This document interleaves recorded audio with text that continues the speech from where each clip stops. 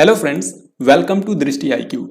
दोस्तों, आज की ये वीडियो आपके आने वाले किसी भी एग्जाम के लिए मोस्ट इंपॉर्टेंट होने वाली है, क्योंकि इसी एक वीडियो के अंदर हम लोग पूरे अगस्त महीने से करंट अफेयर्स के हर एक इंपॉर्टेंट क्वेश्चन को देखने वाले हैं।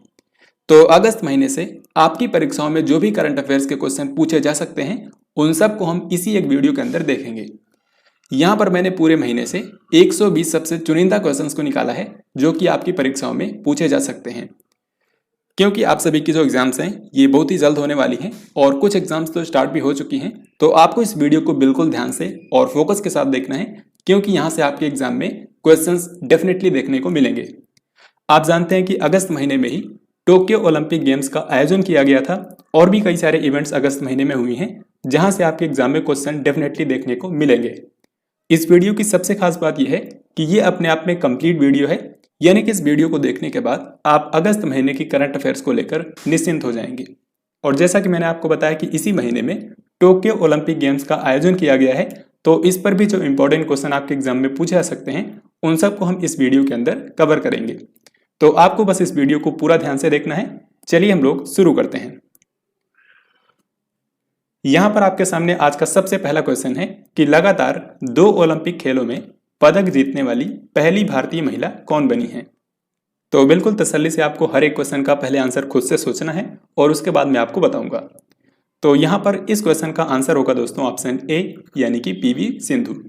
तो भारत की जो बैडमिंटन खिलाड़ी है PV सिंधु, ये लगातार 2 ओलंपिक खेलों में पदक जीतने वाली पहली भारतीय महिला बन गई हैं। क्योंकि आपको पता होगा 2016 में जो रियो में ओलंपिक गेम्स हुए थे, उसमें इन्होंने सिल्वर मेडल जीता था और इस बार 2020 के जो टोक्यो ओलंपिक गेम्स हुए हैं, इसमें इन्होंने ब्रॉन्ज मेडल जीता है। तो इस तरीके से ये लगातार 2 ओलंपिक खेलों में पदक जीतने वाली पहली भारतीय महिला बन गई हैं। तो इस तरह से क्वेश्चन अक्सर आपके एग्जाम में पूछे जाते हैं। आपको बस इस वीडियो को रिलैक्स होकर ध्यान से देखना है। इसके बाद अगस्त महीने से करंट अफेयर्स का कोई भी क्वेश्चन आएगा तो आप बहुत ही आसानी से कर पाएंगे। इसके बाद अगला सवाल है, राजीव गांधी खेल रत्न पुरस्कार का नाम बदलकर किसके नाम पर रख दिया गया है। तो दोस्तों, जैसा कि आप सभी जानते हैं, भारत में सबसे बड़ा खेल पुरस्कार होता है राजीव गांधी खेल रत्न पुरस्कार, और अभी इसका नाम बदल करके भारत के महान हॉकी खिलाड़ी मेजर ध्यानचंद के नाम पर कर दिया गया है। तो अब राजीव गांधी खेल रत्न पुरस्कार को मेजर ध्यानचंद खेल रत्न पुरस्कार के नाम से जाना जाएगा। So this question is very very important. अगस्त महीने के लिए इनमें से किस देश ने संयुक्त राष्ट्र सुरक्षा परिषद का अध्यक्ष पद संभाला था।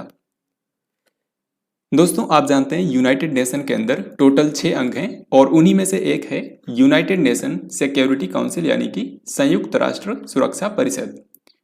तो इसमें टोटल 15 मेंबर होते हैं, 5 होते हैं अस्थाई और 10 होते हैं अस्थाई। इनमें जो 10 अस्थाई सदस्य होते हैं, इनको 2-2 साल के लिए चुना जाता है, यानी कि इन देशों का कार्यकाल सिर्फ 2 साल के लिए होता है। अब मैं जो आपको बताऊंगा वो आपको ध्यान से सुनना है। भारत को 2021 और 2022 इन 2 सालों के लिए संयुक्त राष्ट्र सुरक्षा परिषद में सदस्यता मिली है अस्थायी सदस्य के रूप में। ठीक है, ये जो 15 मेंबर कंट्रीज इसके होते हैं, इनमें से किसी एक देश को एक महीने के लिए UNSC का अध्यक्ष चुना जाता है। अब क्योंकि इस समय भारत भी इन 15 सदस्यों में से एक है, तो इसीलिए हाल ही में जो इस बार अगस्त महीने था, इसमें भारत को यह अध्यक्षता दी गई थी। सो ये काफी महत्वपूर्ण है, ये आपको याद रखना है। अगस्त महीने में UNSC की अध्यक्षता मिली थी भारत को। इसके बाद दोस्तों यहाँ पर अगला सवाल है, राष्ट्रीय महिला आयोग यानी कि नेशनल कमीशन फॉर विमेन, इसकी वर्तमान में अध्यक्ष कौन है। तो जो नेशनल कमीशन ऑफ विमेन है, यानी कि राष्ट्रीय महिला आयोग, इसकी वर्तमान में अध्यक्ष हैं रेखा शर्मा, और इन्हीं को एक बार फिर से राष्ट्रीय महिला आयोग का अध्यक्ष बना दिया गया है, यानी कि ये अगले 3 सालों तक राष्ट्रीय महिला आयोग के अध्यक्ष बनी रहेंगी। सो यहां पर हमारा आंसर होगा ऑप्शन ए। निम्न में से किसे साल 2021 के लिए प्रतिष्ठित लोकमान्य तिलक राष्ट्रीय पुरस्कार हेतु चुना गया है। इसका सही आंसर होगा दोस्तों ऑप्शन डी, यानी कि साइरस पूनावाला। और साइरस पूनावाला के बारे में आपको पता होना चाहिए, इन्होंने ही सीरम इंस्टीट्यूट ऑफ इंडिया की स्थापना की थी। और जो सीरम इंस्टीट्यूट ऑफ इंडिया है, ये पुणे के अंदर बेस्ड है। इसी ने भारत में कोविशील्ड वैक्सीन का निर्माण किया है। जो कोविशील्ड वैक्सीन है इसको भारत में सीरम इंस्टीट्यूट ऑफ इंडिया द्वारा मैन्युफैक्चर किया गया है। तो इस कोविड-19 महामारी से निपटने में सीरम इंस्टीट्यूट ऑफ इंडिया का काफी अहम योगदान रहा है।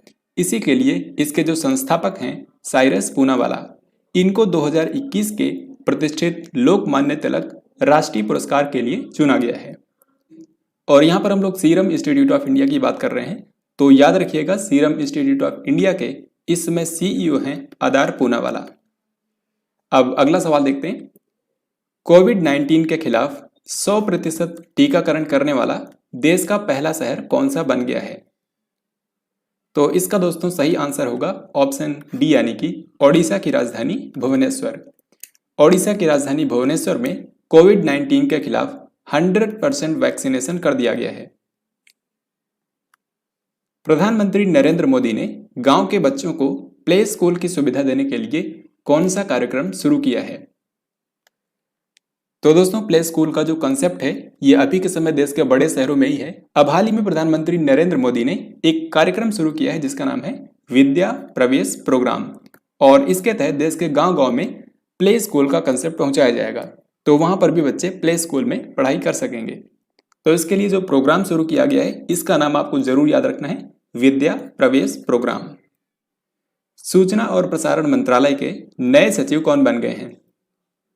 तो भारत के सूचना और प्रसारण मंत्रालय के नए सचिव बन गए हैं अपूर्व चंद्रा। अभी तक ये श्रम और रोजगार मंत्रालय के सचिव थे, लेकिन अब इनको सूचना और प्रसारण मंत्रालय का सचिव बना दिया गया है। और इस समय भारत के सूचना और प्रसारण मंत्री हैं अनुराग ठाकुर, जो कि भारत के खेल मंत्री भी हैं। तो दोस्तों आगे बढ़ने से पहले यहां पर मैं आपको अगस्त 2021 की मोस्ट इंपॉर्टेंट अपॉइंटमेंट्स बताऊंगा जो कि आपको याद रखना है। इस वीडियो में जैसे हम आगे बढ़ेंगे तो इन्हीं को हम लोग MCQ के रूप में भी देखेंगे ताकि आपको अच्छे से तैयार हो जाएं। तो यहाँ पर सबसे पहले है इंडियन बैंक के MD और CEO। तो इंडियन बैंक जो कि भारत की एक सरकारी बैंक है, इसके MD और CEO बने हैं शांतिलाल जैन। शांतिलाल जैन बने हैं इंडियन बैंक के MD और CEO। फिर मणिपुर के राज्यपाल बने हैं ला गणेशन। भारतीय नौसेना के उप प्रमुख बने हैं SN घोरमडे। भारतीय नौसेना के प्रमुख हैं एडमिरल करमवीर सिंह, और इसके अब नए उप प्रमुख बने हैं SN घोरमडे। इसी तरीके से भारत के नए लेखा महानियंत्रक यानी कि कंट्रोलर जनरल ऑफ अकाउंट्स, तो कंट्रोलर जनरल ऑफ अकाउंट्स बने हैं दीपक दास। फिर इसके बाद अगला है सूचना और प्रसारण मंत्रालय के सचिव। अभी अभी मैंने आपको बताया कि सूचना और प्रसारण मंत्रालय के नए सचिव बन गए हैं अपूर्व चंद्र। तो इन सभी को आपको याद रखना है, ये इस महीने की सबसे इंपॉर्टेंट नियुक्तियां हैं। इसके बाद यहां पर अगला सवाल बुक से है। हाल ही में एक बुक रिलीज की गई है, इसका नाम है an ordinary life portrait of the Indian generation. आपको बताना है इस किताब के लेखक कौन है। तो यहां पर आप देखकर ही समझ गए होंगे, एन ऑर्डिनरी लाइफ इस किताब को लिखा है अशोक लवासा ने।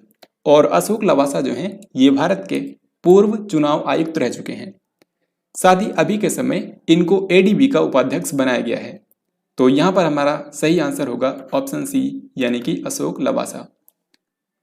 नेशनल थर्मल पावर कॉर्पोरेशन यानी कि NTPC इनमें से कौन से शहर में भारत का पहला ग्रीन हाइड्रोजन फ्यूलिंग स्टेशन स्थापित करेगी?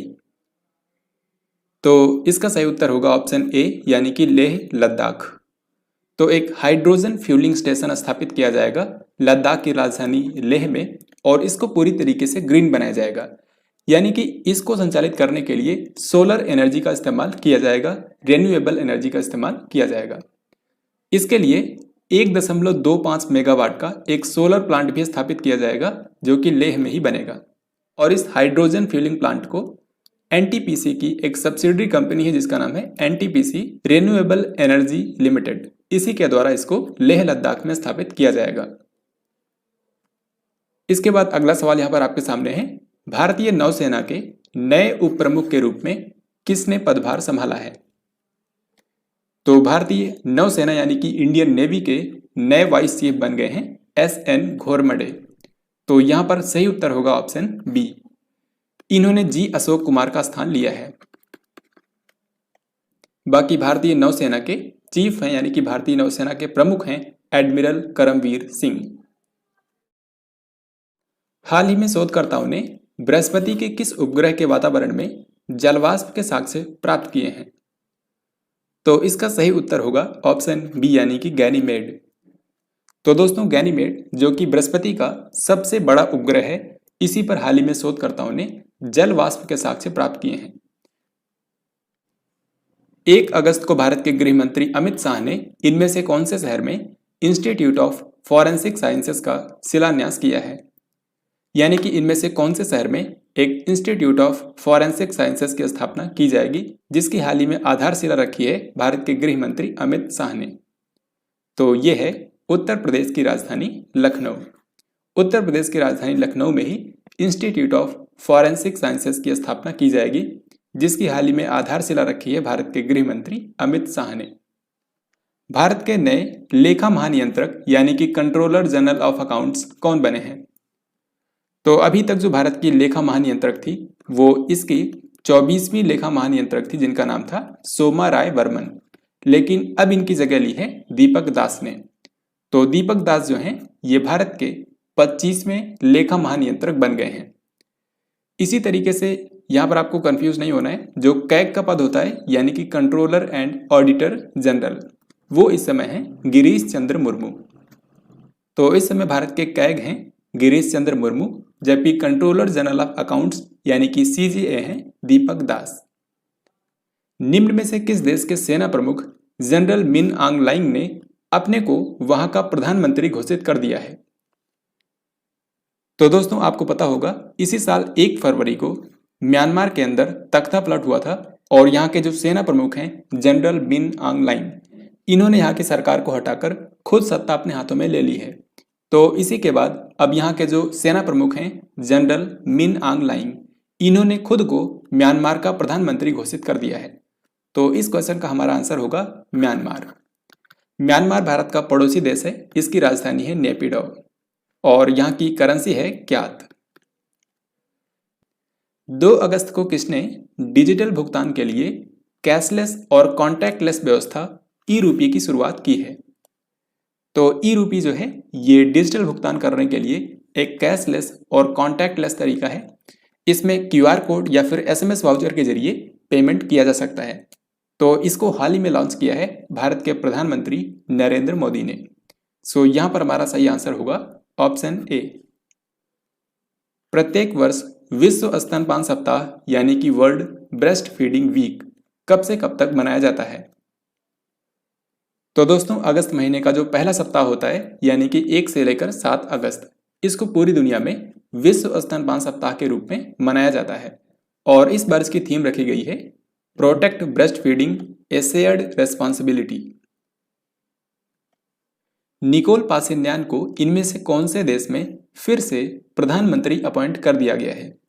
यानी कि जिस देश के प्रधानमंत्री अभी तक थे, इसी देश में इनको फिर से प्रधानमंत्री चुन लिया गया है। यह देश है आर्मेनिया। आर्मेनिया आप जानते हैं अजरबैजान के साथ कॉन्फ्लिक्ट के कारण कुछ समय पहले न्यूज में था और आर्मेनिया और अजरबैजान के बीच में जिस क्षेत्र को लेकर डिस्प्यूट है इसका नाम है नगोर्नो काराबाग। तो ये आपको याद रखना है। तो अभी क्या हुआ है, आर्मेनिया के जो प्रधानमंत्री थे निकोल पासिन्यान, इन्हीं को एक बार फिर से चुन लिया गया है।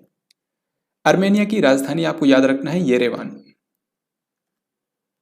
निम्न में से किस शहर में रक्षा प्रदर्शनी डेफ एक्सपो 2022 का आयोजन किया जाएगा? तो भारत में ये जो रक्षा प्रदर्शनी होती है इसका आयोजन हर 2 साल में एक बार किया जाता है। पिछली बार ये 2020 में हुई थी, उस वक्त इसका आयोजन किया गया था उत्तर प्रदेश की राजधानी लखनऊ में, जो कि भारत के रक्षा मंत्री राजनाथ सिंह का निर्वाचन क्षेत्र भी है। और इसी तरीके से अब 2022 में इसका नेक्स्ट एडिशन होगा और इसको आयोजित किया जाएगा गुजरात की राजधानी गांधीनगर में।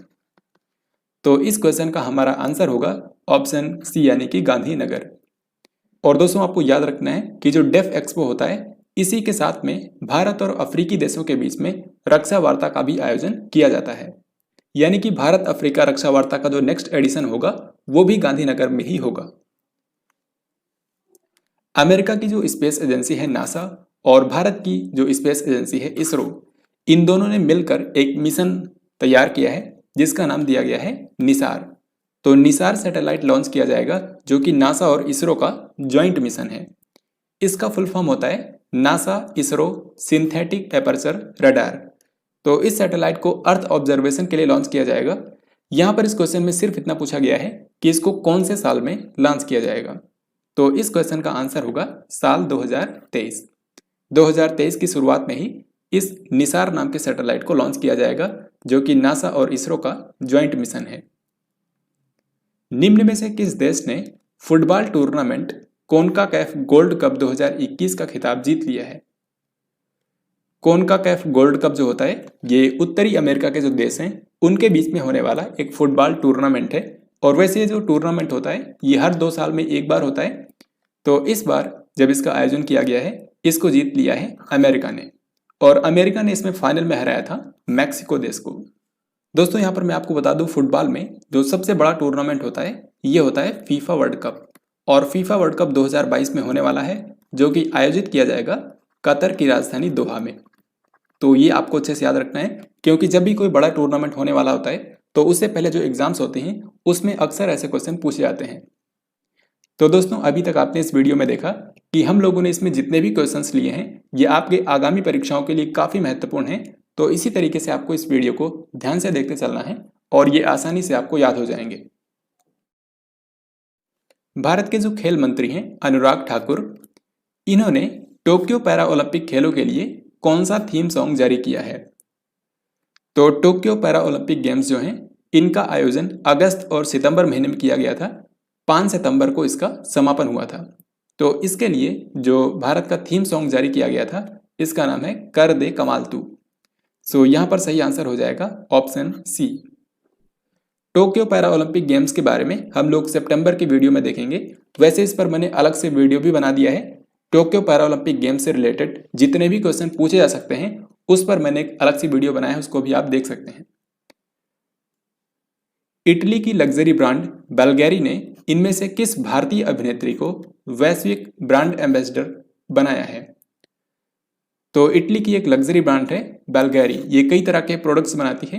तो इसके लिए भारतीय अभिनेत्री प्रियंका चोपड़ा को एम्बेसडर बनाया गया है। सो इसका सही उत्तर हो जाएगा ऑप्शन बी। ओलंपिक के इतिहास में हॉकी में हैट्रिक लगाने वाली पहली भारतीय महिला खिलाड़ी कौन बन गई हैं? ये क्वेश्चन भी काफ़ी ज़्यादा महत्वपूर्ण है, क्योंकि ओलंपिक के इतिहास में हॉकी में हैट्रिक लगाने वाली भारत की पहली महिला खिलाड़ी बनी हैं वंदना कटारिया, और ये हैं उत्तराखंड राज्य से। तो इस बार ओलंपिक में जो ग्रुप ए का मैच हुआ था उसमें दक्षिण अफ्रीका के साथ जो मैच हुआ था उसमें भारत की वंदना कटारिया ने टोटल 3 गोल किए थे, और इसी के साथ ये ओलंपिक के इतिहास में हॉकी में हैट्रिक लगाने वाली पहली भारतीय महिला खिलाड़ी बन गई हैं। तो इनका नाम आपको याद रखना है वंदना कटारिया, जो कि उत्तराखंड राज्य से हैं। निम्न में से किस संस्थान ने नेत्रहीनों के लिए दिव्य नयन नामक एक व्यक्तिगत रीडिंग मशीन विकसित की है? यानी कि जो नेत्रहीन लोग हैं उनको पढ़ने में मदद करेगी ये डिवाइस, इसका नाम है दिव्य नयन। तो ये जो दिव्य नयन नाम की डिवाइस है ये बेसिकली करती है कि कोई भी डिजिटल दस्तावेज जो होता है उसको सबसे पहले ये टेक्स्ट में कन्वर्ट करते हैं, और उसके बाद फिर टेक्स्ट को ये ऑडियो फाइल में कन्वर्ट कर देता है, जिसको फिर आसानी से सुना जा सकता है। तो इस तरीके से नेत्रहीनों के लिए हाल ही में दिव्य नयन नाम की डिवाइस बनाई गई है। इसको विकसित किया है CSIR की CSIO लैब ने। दोस्तों आप जानते हैं CSIR जो है इसकी भारत में कई सारी लैब्स हैं, और उन्हीं में से एक है चंडीगढ़ के अंदर जिसका नाम है CSIO, यानी कि सेंट्रल साइंटिफिक इंस्ट्रूमेंटल ऑर्गेनाइजेशन। तो इसी संस्था ने दिव्य नयन नाम का डिवाइस बनाया है जो कि नेत्रहीनों को पढ़ने में मदद करेगा। भारत के पहले स्वदेशी विमानवाहक पोत का नाम क्या है, जिसको 2022 में भारतीय नौसेना में शामिल किया जाएगा? तो अभी के समय जो भारत के पास एयरक्राफ्ट कैरियर है उसका नाम है INS विक्रमादित्य, लेकिन इसको भारत ने रूस से खरीदा है। लेकिन अब भारत ने अपना खुद का स्वदेशी विमानवाहक पोत बनाया है जिसका नाम है INS विक्रांत। सो इस क्वेश्चन का सही उत्तर होगा ऑप्शन डी। तो INS विक्रांत जो स्वदेशी विमानवाहक पोत है ये बनकर तैयार हो गया है, इसके सी ट्रायल्स हो रहे हैं और 2022 में यानी कि अगले साल इसको भारतीय नौसेना में कमीशन किया जाएगा, यानी कि भारतीय नौसेना इसका इस्तेमाल करना शुरू कर देगी। तो इसके बाद से भारत में एयरक्राफ्ट कैरियर की संख्या हो जाएगी 2। एक होगा INS विक्रमादित्य जिसको भारत ने रूस से खरीदा है और दूसरा होगा INS विक्रांत जिसको भारत ने खुद ही बनाया है। भारत और रूस की सेनाओं के बीच में संयुक्त सैन्य अभ्यास इंद्र 2021 निम्न में से कौन से स्थान पर आयोजित किया गया? तो इंद्र जो एक्सरसाइज होती है ये भारत और रूस के बीच में होती है। हाल ही में इसका आयोजन किया गया है। तो ये इस बार हुआ है रूस के वोल्गोग्राद में। सो इस क्वेश्चन का हमारा सही उत्तर होगा ऑप्शन ए। तो वैसे तो अगस्त महीने में 7 से 8 युद्धाभ्यास हुए हैं जो कि आपके एग्जाम में पूछे जा सकते हैं। तो इस वीडियो को आपको ध्यान से देखते रहना है। इसी वीडियो में मैं आपको एक साथ भी बताऊंगा, लेकिन अभी नहीं, आगे। उत्तर भारत के पहले आर्किड संरक्षण केंद्र का उद्घाटन किस स्थान पर किया गया है? दोस्तों, जो आर्किड होता है ये एक फूल का पौधा होता है और इसी के संरक्षण के लिए उत्तर भारत के अंदर पहली बार एक आर्किड संरक्षण केंद्र बनाया गया है। तो ये कहां पर बना है? इसको बनाया गया है उत्तराखंड के चमोली जिले में। सो इस क्वेश्चन का हमारा आंसर होगा ऑप्शन बी, यानी कि उत्तराखंड का चमोली जिला। भारत और किस देश के बीच हल्दीबाड़ी चिल्हाटी रेलवे मार्ग पर मालगाड़ियों का संचालन फिर से शुरू हो गया है? तो दोस्तों, इसका सही उत्तर होगा ऑप्शन बी, यानी कि बांग्लादेश। भारत और बांग्लादेश के बीच में हल्दीबाड़ी चिल्हाटी रेलवे मार्ग है जो कि काफ़ी समय से बंद पड़ा था। अब 50 सालों के बाद इसको फिर से स्टार्ट किया गया है। 2020 में भारत के प्रधानमंत्री नरेंद्र मोदी और बांग्लादेश के जो प्रधानमंत्री हैं शेख हसीना, दोनों लोगों ने संयुक्त रूप से इसका उद्घाटन किया था और अभी इस पर मालगाड़ियों का नियमित संचालन शुरू हो गया है। तो इसका हमारा आंसर था बांग्लादेश। अगस्त 2021 में भारत ने किस पड़ोसी देश को 30 एम्बुलेंस उपहार में प्रदान किए हैं? तो जैसा कि आप सभी जानते हैं, इस साल बांग्लादेश की आज़ादी के 50 साल पूरे हुए हैं, क्योंकि बांग्लादेश आज़ाद हुआ था 1971 में। इसके लिए भारत और पाकिस्तान के बीच में युद्ध भी हुआ था। तो 50 साल इस साल पूरे हुए हैं बांग्लादेश की आज़ादी को, और इसी अवसर पर एक कार्यक्रम का आयोजन किया गया था जिसमें भारत के प्रधानमंत्री नरेंद्र मोदी ने भी हिस्सा लिया था। तो इसके लिए प्रधानमंत्री नरेंद्र मोदी बांग्लादेश की यात्रा पर गए थे मार्च महीने में, और उसी दौरान इन्होंने, यानी कि प्रधानमंत्री नरेंद्र मोदी ने बांग्लादेश को कुल 109 एम्बुलेंस उपहार में देने का वादा किया था। तो उसी वादे को पूरा करने के लिए हाल ही में 30 एम्बुलेंस का पहला बैच बांग्लादेश को पहुंचाया गया है। तो इस क्वेश्चन का हमारा सही आंसर होगा ऑप्शन डी, यानी कि बांग्लादेश। अब ये क्वेश्चन भी काफ़ी ज़्यादा महत्वपूर्ण है, क्योंकि अगस्त महीने में ही भारत के 4 वेटलैंड्स को, यानी कि 4 आर्द्र भूमियों को रामसर स्थल का दर्जा दिया गया है। तो उन्हीं में से एक है वाधवाना आर्द्र भूमि।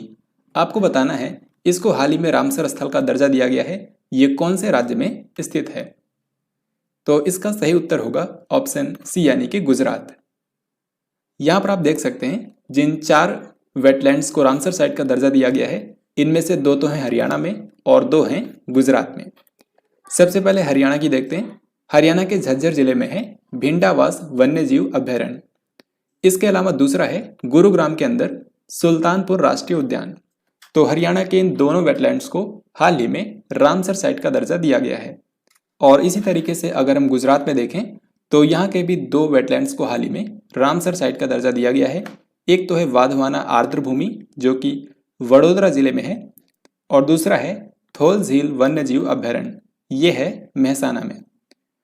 तो इस तरीके से अगस्त महीने में भारत के 4 वेटलैंड्स को रामसर साइट का दर्जा दिया गया है, और इसी के साथ अब भारत में कुल रामसर साइट की संख्या हो गई है 46। तो ये काफ़ी इंपॉर्टेंट डेटा है, आपको याद रखना है। अभी के समय भारत में रामसर साइट की संख्या है कुल 46। भारत का पहला भूकंप पूर्व चेतावनी मोबाइल ऐप निम्न में से कौन से राज्य में लॉन्च किया गया है? इसका सही उत्तर होगा ऑप्शन डी, यानी कि उत्तराखंड। उत्तराखंड में ही है IIT रुड़की, और इसी ने विकसित किया है भूकंप पूर्व चेतावनी मोबाइल ऐप।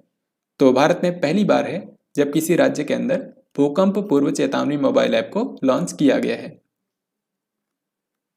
टोक्यो ओलंपिक 2020 में भारत के लिए पहला और एकमात्र स्वर्ण पदक किसने जीता है? तो इस बार जो टोक्यो में ओलंपिक गेम्स हुए थे, इसमें भारत के लिए पहला और एकमात्र गोल्ड मेडल जीता था नीरज चोपड़ा ने। नीरज चोपड़ा जो है ये एथलेटिक्स से संबंधित हैं और ये एथलेटिक्स के अंदर भारत का पहला गोल्ड मेडल था। तो दोस्तों अब हम लोग यहाँ पर टोक्यो ओलंपिक 2020 से रिलेटेड जो भी इंपॉर्टेंट क्वेश्चन डायरेक्टली आपके एग्जाम में पूछे जा सकते हैं उनको हम लोग यहाँ पर देखेंगे। तो आपके सामने यहाँ पर एक एक क्वेश्चन आएंगे, आपको हर एक क्वेश्चन का आंसर पहले खुद से सोचना है और मैं आपको साथ में बताऊंगा। तो यहाँ पर सबसे पहला सवाल है इस बार के टोक्यो ओलंपिक 2020 से रिलेटेड कि 2020 टोक्यो ओलंपिक खेलों में इसका आदर्श वाक्य क्या था? तो इसका मोटो रखा गया था United bye emotion. United bye emotion. 2020 ग्रीष्मकालीन ओलंपिक खेलों का शुभंकर क्या था?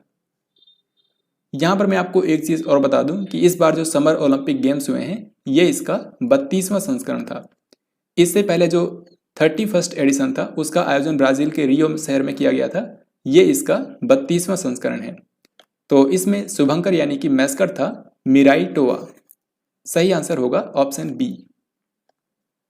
2020 टोक्यो ओलंपिक खेलों में भारत से कितने खिलाड़ियों ने हिस्सा लिया था? तो इसमें भारत की तरफ से गए थे टोटल 127 खिलाड़ी। सो यहां पर सही उत्तर होगा ऑप्शन बी। 2020 टोक्यो ओलंपिक खेलों के उद्घाटन समारोह में भारतीय दल के ध्वजवाहक कौन थे? तो जो उद्घाटन समारोह आयोजित किया गया था इसमें भारत की तरफ से ध्वजवाहक दो लोगों को बनाया गया था, मनप्रीत सिंह जो कि भारतीय हॉकी टीम के कप्तान हैं और भारत की मुक्केबाज मैरी कॉम। तो इस तरीके से हमारा आंसर होगा ऑप्शन सी, ए और बी दोनों, मनप्रीत सिंह और मैरी कॉम। टोक्यो ओलंपिक 2020 के समापन समारोह में भारतीय दल के ध्वजवाहक कौन थे? समापन समारोह की अब यहाँ पर बात हो रही है। तो समापन समारोह में भारतीय दल के ध्वजवाहक थे बजरंग पुनिया जो कि भारत के एक पहलवान हैं और ये 65 किलोग्राम भार वर्ग में खेलते हैं। इन्होंने कौन सा मेडल इस बार जीता ये भी हम इसी वीडियो में आगे देखेंगे। टोक्यो ओलंपिक 2020 में भारत ने कुल कितने मेडल जीते हैं? तो इस बार के जो टोक्यो ओलंपिक गेम्स हुए हैं इसमें भारत ने कुल 7 मेडल जीते हैं और ये भारत का अब तक के ओलंपिक के इतिहास में सबसे बेहतरीन प्रदर्शन था। इन 7 मेडल में से एक तो भारत को गोल्ड मेडल मिला है, फिर इसके बाद 2 सिल्वर मेडल और 4 ब्रॉन्ज मेडल। तो दोस्तों अब हम लोग यहाँ पर देखेंगे इस बार जो 7 मेडल भारत को मिले हैं इसको कौन कौन से खिलाड़ियों ने जीता है। तो यहाँ पर सभी विनर्स के नाम हैं। इनमें से जो पॉइंट्स आपको याद रखने हैं वो मैं आपको बताता हूँ। तो सबसे पहले भारत को एक गोल्ड मेडल दिलाया है नीरज चोपड़ा ने। ये एथलेटिक्स से संबंधित हैं। एथलेटिक्स में कई सारे गेम्स आते हैं, उनमें से जो नीरज चोपड़ा हैं ये भाला फेंक से संबंधित हैं। ये आपको अच्छे से याद रखना है। भाला फेंक को जेवलिन थ्रो भी कहा जाता है। तो इन्होंने इस बार के ओलंपिक गेम्स में कुल 57.58 मीटर तक अपना भाला फेंक करके गोल्ड मेडल भारत को दिलाया है और ये ओलंपिक के इतिहास में भारत का एथलेटिक्स में पहला गोल्ड मेडल था। अगर आपसे पूछा जाए कि नीरज चोपड़ा कहाँ से हैं तो याद रखिए ये हरियाणा के पानीपत जिले से हैं। इसके बाद भारत को 2 सिल्वर मेडल मिले हैं। एक जीता है मीराबाई चानू ने और दूसरा जीता है रवि कुमार दहिया ने। तो मीराबाई चानू जो हैं ये भारोत्तोलन से रिलेटेड हैं। इन्होंने 49 किलोग्राम की कैटेगरी में भारत के लिए एक सिल्वर मेडल जीता है वेट लिफ्टिंग में। तो वैसे आपको बता दूं मीराबाई चानू जो हैं इन्होंने ही इस बार के टोक्यो ओलंपिक गेम्स में पहला मेडल भारत को दिलाया था और जो कि था सिल्वर मेडल। तो अगर आपसे पूछे कि मीराबाई चानू कौन से राज्य से हैं तो ये हैं मणिपुर से। मणिपुर में जो इम्फाल ईस्ट है यहीं से हैं मीराबाई चानू। फिर इसके बाद भारत के पहलवान रवि कुमार दहिया ने भी सिल्वर मेडल भारत को दिलाया है और ये 57 किलोग्राम कैटेगरी में खेलते हैं। ये कहाँ से हैं? ये हैं हरियाणा के सोनीपत से। फिर इसके बाद अब हम लोग देखते हैं ब्रॉन्ज मेडल। तो भारत को टोटल 4 ब्रॉन्ज मेडल मिले हैं। एक दिलाया है बजरंग पुनिया ने, ये कुश्ती से रिलेटेड हैं और इन्होंने 65 किलोग्राम भार वर्ग में भारत के लिए ब्रॉन्ज मेडल जीता है। और साथ ही आपको ये भी याद रखना है कि इन्हीं को इस बार के टोक्यो ओलंपिक गेम्स में समापन समारोह में ध्वजवाहक भी बनाया गया था। तो बजरंग पुनिया के बारे में आप जानते होंगे, ये हरियाणा के झज्जर जिले से हैं। तो इन्होंने इस बार ब्रॉन्ज मेडल जीता है। फिर इसके बाद नेक्स्ट हैं पीवी सिंधु। पीवी सिंधु जो कि भारत की एक बैडमिंटन खिलाड़ी हैं, इन्होंने वुमेन सिंगल्स के अंदर भारत के लिए ब्रॉन्ज मेडल जीता है। और यहाँ पर आप देख सकते हैं ये तेलंगाना के हैदराबाद शहर से हैं। ऐसे ही भारत को एक ब्रॉन्ज मेडल दिलाया है लवलीना बोरगोहेन ने। लवलीना बोरगोहेन जो हैं ये असम राज्य से हैं और ये असम की पहली महिला खिलाड़ी हैं जिन्होंने ओलंपिक्स में भारत के लिए कोई भी मेडल जीता है। तो ये असम राज्य के गोलाघाट जिले से हैं और इन्होंने मुक्केबाजी के अंदर यानी कि बॉक्सिंग में जो वेल्टर वेट कैटेगरी होती है उसमें इन्होंने भारत के लिए ब्रॉन्ज मेडल जीता है। फिर इसके बाद लास्ट में है भारतीय पुरुष हॉकी टीम।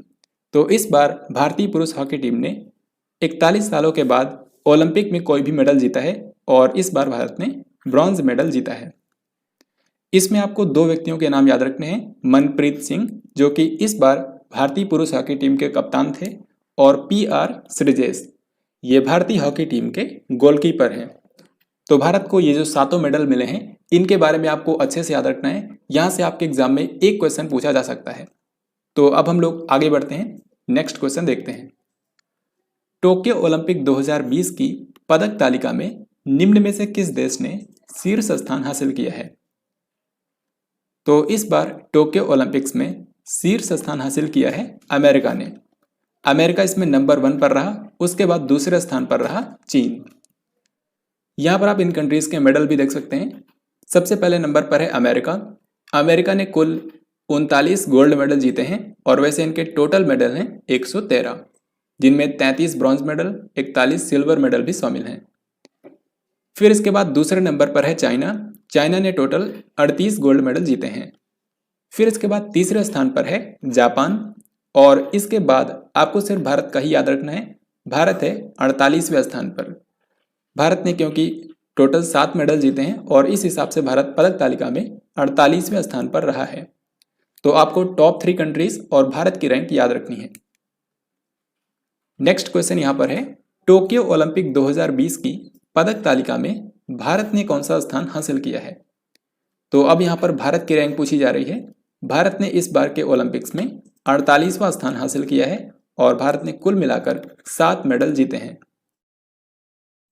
2020 टोक्यो ओलंपिक खेलों में इनमें से किस खिलाड़ी ने भारत को पहला पदक दिलाया था?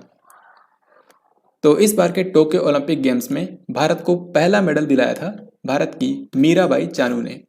ये मणिपुर राज्य से हैं और इन्होंने वेट लिफ्टिंग के अंदर भारत को पहला मेडल दिलाया था जो कि था सिल्वर मेडल। ओलंपिक खेलों में एथलेटिक्स के अंदर स्वर्ण पदक जीतने वाले पहले भारतीय खिलाड़ी कौन बन गए हैं? तो ओलंपिक खेलों के इतिहास में एथलेटिक्स में स्वर्ण पदक जीतने वाले पहले खिलाड़ी बने हैं नीरज चोपड़ा और ये भाला फेंक से संबंधित हैं। टोक्यो ओलंपिक 2020 में हॉकी के कांस्य पदक मुकाबले में भारतीय महिला हॉकी टीम कौन से देश से हार गई? तो दोस्तों इस बार जो ओलंपिक्स हुए हैं इसमें भारतीय महिला हॉकी टीम और भारतीय पुरुष हॉकी टीम दोनों ही आखिर में कांस्य पदक मुकाबले में compete की थी, लेकिन यहाँ पर भारतीय महिला हॉकी टीम हार गई थी जबकि भारतीय पुरुष हॉकी टीम ने कांस्य पदक जीत लिया था। तो भारतीय महिला हॉकी टीम का जो कांस्य पदक मुकाबला था ये था ब्रिटेन के साथ और ब्रिटेन ने इस मुकाबले में भारत को हरा दिया। तो इस तरीके से ब्रिटेन को मिला है कांस्य पदक जबकि भारत को कोई भी मेडल नहीं मिला है। अब इसी तरीके से यहाँ पर आपको बताना है भारतीय पुरुष हॉकी टीम ने किस देश को हराकर टोक्यो ओलंपिक 2020 में कांस्य पदक जीता है? तो इसका सही उत्तर होगा जर्मनी। फाइनल में जो कांस्य पदक मुकाबला था भारत का ये जर्मनी के साथ में था और जर्मनी को भारत ने हराकर इस बार टोक्यो ओलंपिक्स में ब्रॉन्ज मेडल जीत दिया है। तो इस तरीके से हम लोगों ने यहाँ पर इस बार टोक्यो ओलंपिक से रिलेटेड जो भी इंपॉर्टेंट क्वेश्चन आपकी परीक्षाओं में पूछे जा सकते हैं उनको हम लोगों ने यहाँ पर कवर किया है। तो आई होप आपने इन सभी क्वेश्चंस का राइट आंसर किया होगा। अब हम लोग आगे बढ़ते हैं। देन इसके बाद यहाँ पर अगला सवाल है, जियोलॉजिकल सर्वे ऑफ इंडिया की डायरेक्टर बनने वाली पहली महिला कौन बन गई हैं? जियोलॉजिकल सर्वे ऑफ इंडिया जो है ये भारत के पर्यावरण मंत्रालय के अंतर्गत आता है। इसकी पहली महिला डायरेक्टर बनी है धृति बनर्जी। सो इस क्वेश्चन का आंसर होगा ऑप्शन ए। निम्न में से कौन सी जल विद्युत परियोजना को सिविल इंजीनियरिंग में उत्कृष्टता के लिए ब्रूनेल मेडल से सम्मानित किया गया है? तो इसका सही आंसर होगा ऑप्शन ए, यानी कि मांगदेछू परियोजना, जो कि है भूटान में। तो भूटान के अंदर ये जो मांगदेछू जल विद्युत परियोजना है, इसको भारत की ही सहायता से भूटान में बनाया गया है और इसकी क्षमता है 720 मेगावाट। 720 मेगावाट की यह जो मांगदेछू जल विद्युत परियोजना है, इसी को हाल ही में सिविल इंजीनियरिंग में उत्कृष्टता के लिए ब्रूनेल मेडल से सम्मानित किया गया है। सो this question is very very important. ये क्वेश्चन एग्जाम में पूछा भी जा चुका है, तो इसको आपको याद रखना है। भारतीय नौसेना ने इनमें से किस देश की नौसेना के साथ एक द्विपक्षीय अभ्यास का आयोजन किया? जायद तलवार 2021। तो अगस्त महीने में भारत और संयुक्त अरब अमीरात की नौसेना के बीच में एक नौसेना अभ्यास हुआ था, जिसका नाम था जायद तलवार 2021। तो इसका सही उत्तर होगा हमारा ऑप्शन डी। और इसका आयोजन इस बार किया गया था यूएई के अबू धाबी तट पर, अबू धाबी कोस्ट पर इसका आयोजन किया गया। और इसी तरीके से अगस्त महीने में ही सऊदी अरब के साथ में भी एक नौसेना अभ्यास हुआ था, जिसका नाम है अल मोहद अल हिंद। तो ये भारत और सऊदी अरब के बीच में पहला नौसेना अभ्यास था, जिसका आयोजन इस बार सऊदी अरब में ही किया गया है। तो इसके बारे में वैसे मैं आपको आगे भी बताऊंगा, तो अभी के लिए आगे बढ़ते हैं। हाल ही में सरकार ने कोविड-19 की एक ही खुराक वाली किस वैक्सीन को देश में आपात उपयोग के लिए मंजूरी दे दी है? तो ये है Johnson and Johnson. Johnson and Johnson जो कोविड-19 वैक्सीन है, इसको अमेरिका की एक pharmaceutical company Johnson and Johnson ने ही बनाया है और इसकी सिर्फ एक ही डोज की आवश्यकता पड़ती है। इसको हाल ही में भारत में आपात उपयोग की मंजूरी दे दी गई है। तो इसका राइट आंसर आपको याद रखना है जॉनसन एंड जॉनसन। अंतर्राष्ट्रीय सैन्य खेल 2021 किस देश की मेजबानी में आयोजित किया गया? जो इंटरनेशनल आर्मी गेम्स होते हैं, इस बार इसका आयोजन किया है रूस ने। इसमें भारत से भी 101 सैनिकों का दल गया है। तो याद रखिए, इस बार इसका आयोजन किया गया रूस द्वारा। इनमें से किस केंद्र शासित प्रदेश ने सभी भारतीय नागरिकों के लिए संरक्षित क्षेत्रों में इनर लाइन परमिट की आवश्यकता को समाप्त कर दिया है? तो इसका दोस्तों सही उत्तर होगा ऑप्शन ए, यानी कि लद्दाख। तो अभी तक क्या था कि अगर आपको लद्दाख जाना है तो लद्दाख के अंदर जो प्रोटेक्टेड एरियाज हैं वहां पर विजिट करने के लिए ILP यानी कि इनर लाइन परमिट बनवाना पड़ता था। लेकिन हाल ही में लद्दाख ने अब इसकी आवश्यकता को समाप्त कर दिया है। हालांकि ये केवल भारतीय नागरिकों के लिए ही लागू होगा। यहाँ पर अगर हम लद्दाख की बात करें तो इसकी राजधानी लेह है और वैसे यहाँ पर दो ही जिले हैं, लेह और कारगिल। लेह यहाँ की राजधानी है और लद्दाख के इस समय उपराज्यपाल हैं राधा कृष्ण माथुर।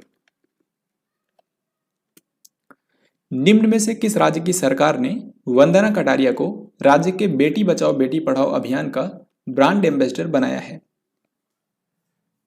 तो इसी वीडियो में मैंने आपको बताया था कि इस बार वंदना कटारिया ने ओलंपिक खेलों के अंदर जो हॉकी में साउथ अफ्रीका के साथ में मैच हुआ था, उसमें इन्होंने एक ही मैच के अंदर 3 गोल किए थे और इस तरीके से ये ओलंपिक के इतिहास में हॉकी में हैट्रिक लगाने वाली भारत की पहली महिला हॉकी खिलाड़ी बन गई थी।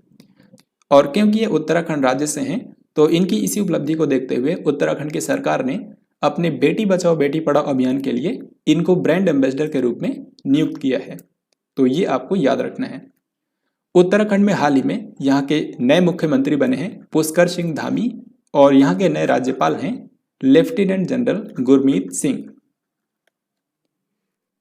10 अगस्त 2021 को भारत के प्रधानमंत्री नरेंद्र मोदी ने इनमें से किस शहर से प्रधानमंत्री उज्ज्वला योजना के दूसरे चरण का शुभारंभ किया है?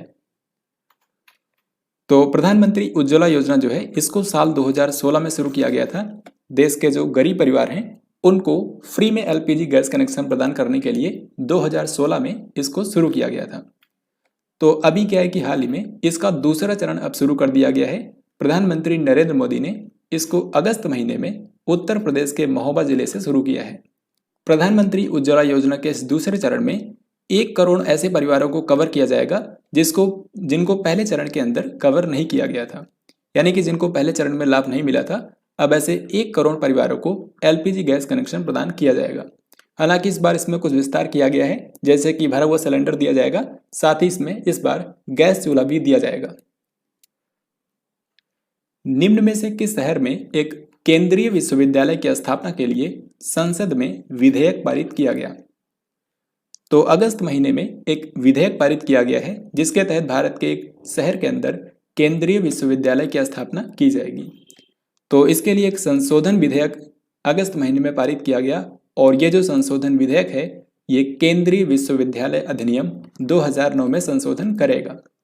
तो ये जो विधेयक हाल ही में पारित किया गया है, इसके तहत भारत के लद्दाख के अंदर एक केंद्रीय विश्वविद्यालय बनाया जाएगा, और ये जो केंद्रीय विश्वविद्यालय बनेगा इसका नाम होगा सिंधु केंद्रीय विश्वविद्यालय। सीमा सड़क संगठन यानी कि BRO ने भारत में इनमें से कौन से स्थान पर दुनिया के सबसे ऊंचे मोटर मार्ग का निर्माण किया है? तो इसका करेक्ट आंसर होगा ऑप्शन ए यानी कि लद्दाख। तो लद्दाख के अंदर हाल ही में BRO ने दुनिया का सबसे ऊंचा मोटरेबल रोड बनाया है, और इससे पहले यह रिकॉर्ड था बोलिविया के पास में, जो कि अब टूट गया है, क्योंकि हाल ही में BRO ने 19,300 फीट की ऊंचाई पर यह दुनिया का सबसे ऊंचा मोटरेबल रोड बनाया है। ये जो सड़क बनाई गई है ये पूर्वी लद्दाख के अंदर उमलिंगला दर्रा जो है इससे होकर गुजरती है। यहाँ पर आप इसकी पिक्चर भी देख सकते हैं। नेशनल कैपिटल दिल्ली में यहाँ की पहली पशु DNA प्रयोगशाला किस स्थान पर स्थापित की गई है? इसका मतलब यह है कि दिल्ली के अंदर अभी तक कोई भी पशु DNA प्रयोगशाला नहीं थी, यानी कि अगर किसी भी एनिमल के DNA की जांच करनी होती थी तो उसका जो सैंपल है इसको दूसरे राज्यों के अंदर भेजना पड़ता था। लेकिन अब दिल्ली को अपनी पहली पशु DNA प्रयोगशाला मिल चुकी है, और इसको बनाया गया है दिल्ली में रोहिणी के अंदर। सो इस क्वेश्चन का हमारा आंसर होगा ऑप्शन ए। तो जैसा कि मैंने आपको बताया कि दिल्ली के अंदर पहली एनिमल DNA लेबोरेटरी बनाई गई है, और इसको फॉरेंसिक साइंसेस लेबोरेटरी रोहिणी के अंदर स्थापित किया गया है। अब यहाँ पर आपको बताना है FIDE शतरंज विश्व कप 2021 का खिताब किसने जीता है? तो शतरंज का जो वर्ल्ड कप इस बार हुआ है 2021 में, इसको आयोजित किया है FIDE संस्था ने, जो कि अंतर्राष्ट्रीय स्तर पर शतरंज के लिए संस्था है, और इसका मुख्यालय स्विट्जरलैंड के लॉजेन शहर में है।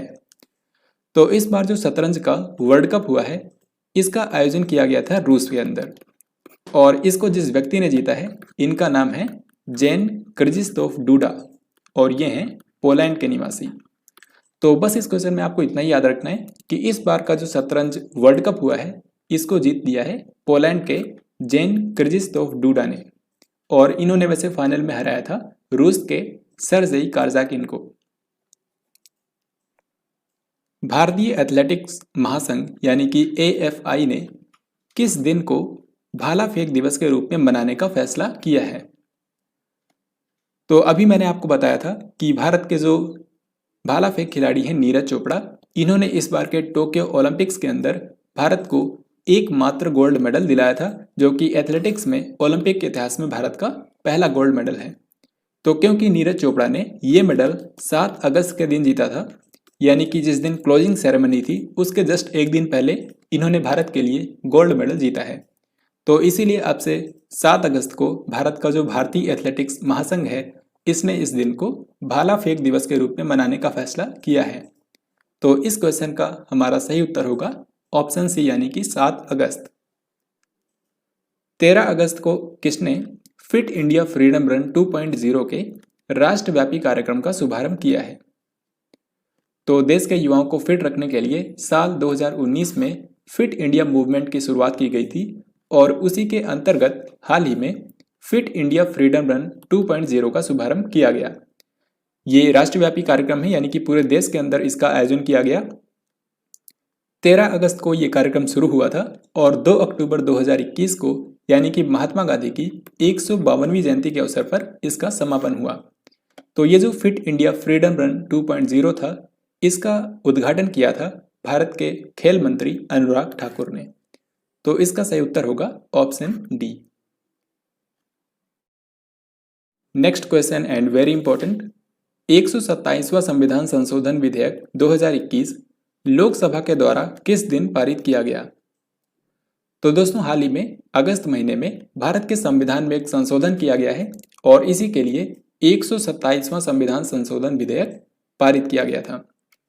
इस विधेयक के तहत भारत के जो राज्य हैं उनको अपनी खुद की ओबीसी लिस्ट तैयार करने का अधिकार मिलेगा। यानी कि किसी भी राज्य में अन्य पिछड़ा वर्ग के अंदर कौन कौन आएंगे ये डिसाइड करने का काम होगा राज्य सरकार का। इसमें केंद्र सरकार कोई भी इंटरफेयर नहीं करेगी, यानी कि हर एक राज्य सरकार अपनी खुद की ओबीसी लिस्ट तैयार कर सकती है। तो अब हम लोग इस संविधान संशोधन विधेयक के बारे में कुछ इंपॉर्टेंट पॉइंट देखते हैं। जैसे कि इसको डॉक्टर वीरेंद्र कुमार, जो कि भारत के सामाजिक न्याय और अधिकारिता मंत्री हैं, इन्होंने 9 अगस्त को लोकसभा में पेश किया था और दूसरे ही दिन इसको लोकसभा ने पारित भी कर दिया था। फिर इसके बाद राज्यसभा ने अगले दिन यानी कि 11 अगस्त को पारित किया था और भारत के राष्ट्रपति रामनाथ कोविंद ने इसको 20 अगस्त को अपनी अनुमति दे दी थी। तो इस तरीके से भारत के संविधान में अब 105वां संविधान संशोधन हो गया है। यानी कि भारतीय संविधान में ये जो संशोधन हुआ है ये 105वें नंबर का संशोधन था, जबकि इसके लिए जो विधेयक पारित किया गया था वो 127वां संशोधन विधेयक था। और इस विधेयक के तहत संविधान के 3 अनुच्छेदों में बदलाव किया गया है। आर्टिकल 338 बी, आर्टिकल 342 ए और आर्टिकल 366। तो इस क्वेश्चन में सिर्फ इतना पूछा गया था कि इसको लोकसभा ने कब पारित किया था। तो लोकसभा ने इसको पारित किया था 10 अगस्त को और राज्यसभा ने पूछे तो 11 अगस्त को। हाल ही में उत्तर प्रदेश की सरकार ने काकोरी ट्रेन षड्यंत्र का नाम बदलकर क्या कर दिया है। तो इसका सही उत्तर होगा ऑप्शन सी, यानी कि काकोरी ट्रेन कार्यवाही। तो अभी तक काकोरी ट्रेन षड्यंत्र को काकोरी कांड या फिर काकोरी ट्रेन कंस्पिरेसी के नाम से जाना जाता था, लेकिन अब इसका नाम कर दिया गया है काकोरी ट्रेन कार्यवाही, यानी कि काकोरी ट्रेन एक्शन। ये घटना कब हुई थी ये आप सभी को कमेंट बॉक्स में लिखकर बताना है। तो दोस्तों इसके बाद अगला सवाल है, भारत और किस देश के बीच में अल मोहद अल हिंद 2021 नामक नौसेना अभ्यास आयोजित किया गया। अगर आपने इस वीडियो को ध्यान से देखा होगा तो आप इस क्वेश्चन का आंसर इजीली कर सकते हैं, क्योंकि इसके बारे में मैंने आपको बताया है। तो अल मोहद अल हिंद 2021 जो अभ्यास है ये भारत और सऊदी अरब के बीच में पहला नौसेना अभ्यास है। सो यहाँ पर हमारा आंसर होगा ऑप्शन सी। इसका आयोजन इस बार सऊदी अरब में ही किया गया है, अल जुबैल तट पर। Sky tracks world airport ranking 2021 में किस एयरपोर्ट को विश्व के सर्वश्रेष्ठ एयरपोर्ट के रूप में चुना गया है। यानी कि स्काई ट्रैक्स के अनुसार दुनिया का सर्वश्रेष्ठ हवाई अड्डा कौन सा है। तो यह है हमाद एयरपोर्ट, जो कि है कतर की राजधानी दोहा में। यहाँ पर आप देख सकते हैं दोहा के अंदर जो हमाद इंटरनेशनल एयरपोर्ट है इसको दुनिया के सर्वश्रेष्ठ एयरपोर्ट के रूप में चुना गया है। अगर हम भारत की बात करें तो इसमें टॉप 100 में भारत के 4 एयरपोर्ट को शामिल किया गया है। दिल्ली है इसमें 45वें स्थान पर, यानी कि इस रिपोर्ट के हिसाब से भारत का सर्वश्रेष्ठ हवाई अड्डा है दिल्ली का इंदिरा गांधी इंटरनेशनल एयरपोर्ट और इसको इस रैंकिंग में स्थान मिला है 45। फिर इसके बाद हैदराबाद का एयरपोर्ट जिसको मिला है 64वां स्थान, फिर मुंबई है 65वें स्थान पर और बेंगलुरु का जो एयरपोर्ट है ये है 71वें स्थान पर। तो इस इंडेक्स में आपको कम से कम इतना ज़रूर याद रखना है कि दुनिया का सबसे बेस्ट हवाई अड्डा है हमाद इंटरनेशनल एयरपोर्ट, जो कि है दोहा में, और भारत का सर्वश्रेष्ठ हवाई अड्डा है इंदिरा गांधी इंटरनेशनल एयरपोर्ट दिल्ली। राष्ट्रीय शिक्षा नीति को आधिकारिक रूप से लागू करने वाला भारत का पहला राज्य कौन सा बन गया है। तो नेशनल एजुकेशन पॉलिसी जो है इसको आधिकारिक रूप से लागू करने वाला भारत का पहला राज्य बना है कर्नाटक, और कर्नाटक के बाद दूसरा राज्य अगर पूछें तो ये है मध्य प्रदेश। अब ये क्वेश्चन काफी आसान है, आपको यहां पर बताना है ओणम किस राज्य का एक प्रमुख त्योहार है। तो ओणम मनाया जाता है केरल के अंदर। सो यहां पर हमारा आंसर होगा ऑप्शन ए। इसरो द्वारा इनमें से किस रॉकेट के माध्यम से पृथ्वी अवलोकन उपग्रह यानी कि EOS-03 को लॉन्च किया गया। इसका सही आंसर होगा ऑप्शन बी, यानी कि GSLV-F10। GSLV-F10 रॉकेट के माध्यम से भारत के अर्थ ऑब्जर्वेशन सैटेलाइट EOS-03 को लॉन्च किया गया और इसी को GSAT-1 के नाम से भी जाना जाता है। लेकिन ये जो सैटेलाइट है ये अपनी कक्षा में नहीं पहुंच पाई, ये मिशन फेल हो गया क्योंकि इसका जो पहला और दूसरा स्टेज था ये तो ठीक तरीके से काम किया, लेकिन जो तीसरा क्रायोजेनिक स्टेज होता है वो ठीक तरीके से इग्नाइट नहीं हो पाया, जिसके चलते ये मिशन फेल हो गया। इसको आंध्र प्रदेश के श्रीहरिकोटा में जो सतीश धवन स्पेस सेंटर है वहां से इसको लॉन्च किया गया था। इस समय हमारे इसरो के अध्यक्ष हैं के सिवान। इसरो की स्थापना हुई थी 1969 में। साल 2021 के लिए निम्न में से किसे अशोक चक्र से सम्मानित किया गया है? दोस्तों, जो अशोक चक्र होता है ये भारत में शांति काल में दिया जाने वाला सबसे बड़ा वीरता पुरस्कार होता है। तो इस बार 2021 के लिए ये दिया गया है जम्मू कश्मीर पुलिस के पूर्व एएसआई बाबू राम को। सो यहाँ पर हमारा आंसर होगा ऑप्शन ए। भारत में शांति काल में जो वीरता पुरस्कार दिए जाते हैं इनमें सबसे पहले होता है अशोक चक्र, यानी कि शांति काल में भारत में दिया जाने वाला सबसे बड़ा वीरता पुरस्कार होता है अशोक चक्र। फिर उसके बाद दूसरे नंबर पर होता है कीर्ति चक्र और तीसरे स्थान पर है शौर्य चक्र। तो हाल ही में तीनों ही अवार्ड्स दिए गए हैं, तो एक बार देख लेते हैं कि किनको किनको ये पुरस्कार दिए गए हैं। अशोक चक्र इस बार दिया गया है बाबू राम को, जो कि मैंने आपको बताया जम्मू कश्मीर पुलिस में ये एएसआई के पद पर थे, तो इनको इस बार अशोक चक्र से सम्मानित किया गया है। फिर इसके बाद दूसरा है कीर्ति चक्र, ये दिया गया है अल्ताफ हुसैन भट्ट को। ये भी जम्मू कश्मीर पुलिस में ही कार्यरत थे, ये कांस्टेबल के पद पर कार्यरत थे। फिर इसके बाद अगर हम शौर्य चक्र की बात करें तो इस बार ये 15 जवानों को दिया गया है। तो बस आपको इसमें इतना ही याद रखना है। अब हम लोग आगे बढ़ते हैं। तो यहाँ पर इसी से रिलेटेड क्वेश्चन है, साल 2021 के लिए कीर्ति चक्र से किसको सम्मानित किया गया है? शांति काल में दिया जाने वाला भारत का दूसरा सबसे बड़ा वीरता पुरस्कार होता है कीर्ति चक्र, और ये इस बार दिया गया है जम्मू कश्मीर पुलिस के पूर्व कांस्टेबल अल्ताफ हुसैन भट्ट को। सो इस क्वेश्चन का आंसर होगा ऑप्शन डी। स्वतंत्रता दिवस 2021 के अवसर पर कितने लोगों को शौर्य चक्र से सम्मानित किया गया?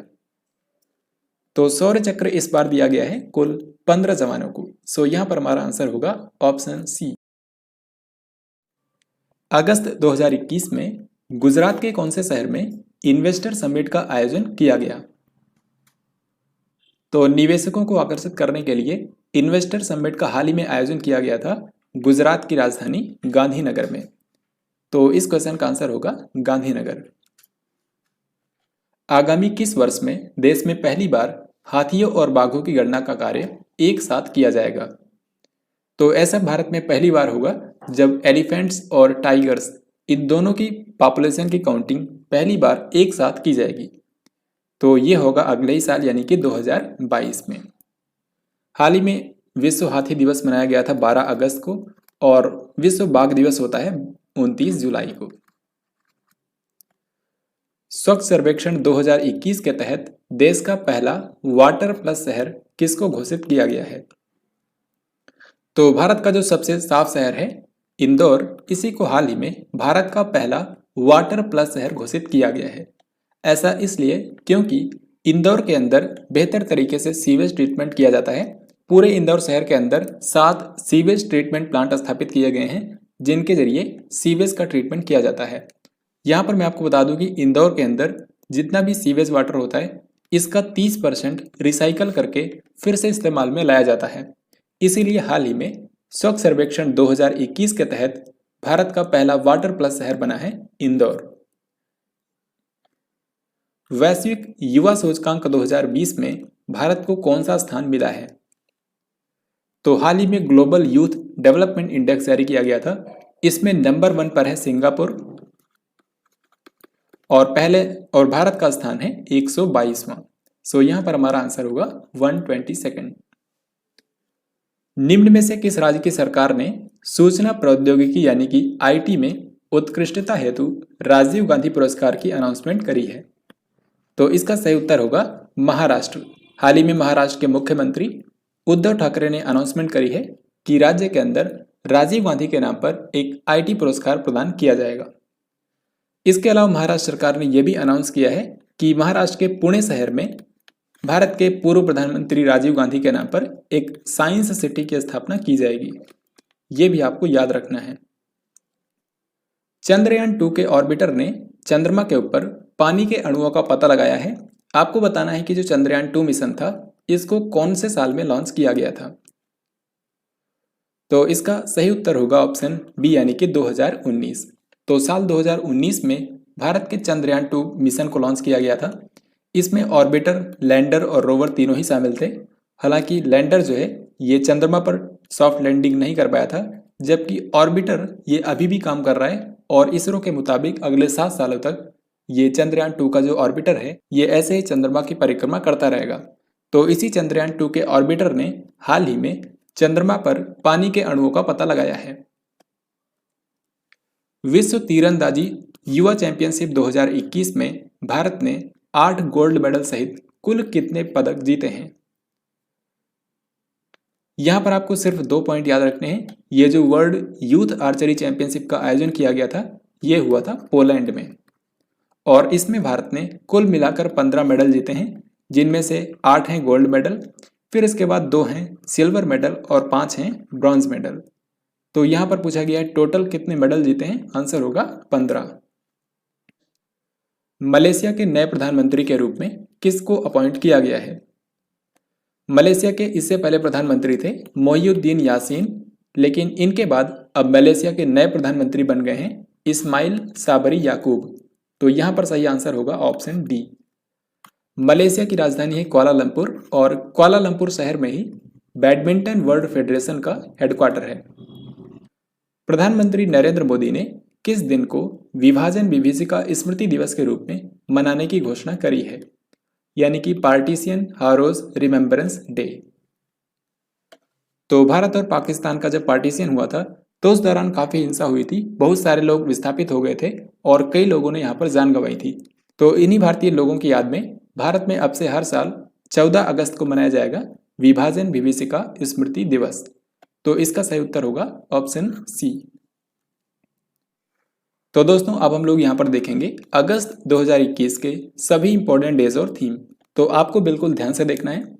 सबसे पहले 1 अगस्त को मनाया गया मुस्लिम महिला अधिकार दिवस। ये आप जानते हैं 2019 में भारत के राष्ट्रपति रामनाथ कोविंद ने इसी दिन 3 तलाक अधिनियम जो है इसको पारित किया था। तो इसी दिन को भारत में मुस्लिम महिला अधिकार दिवस के रूप में मनाया जाता है।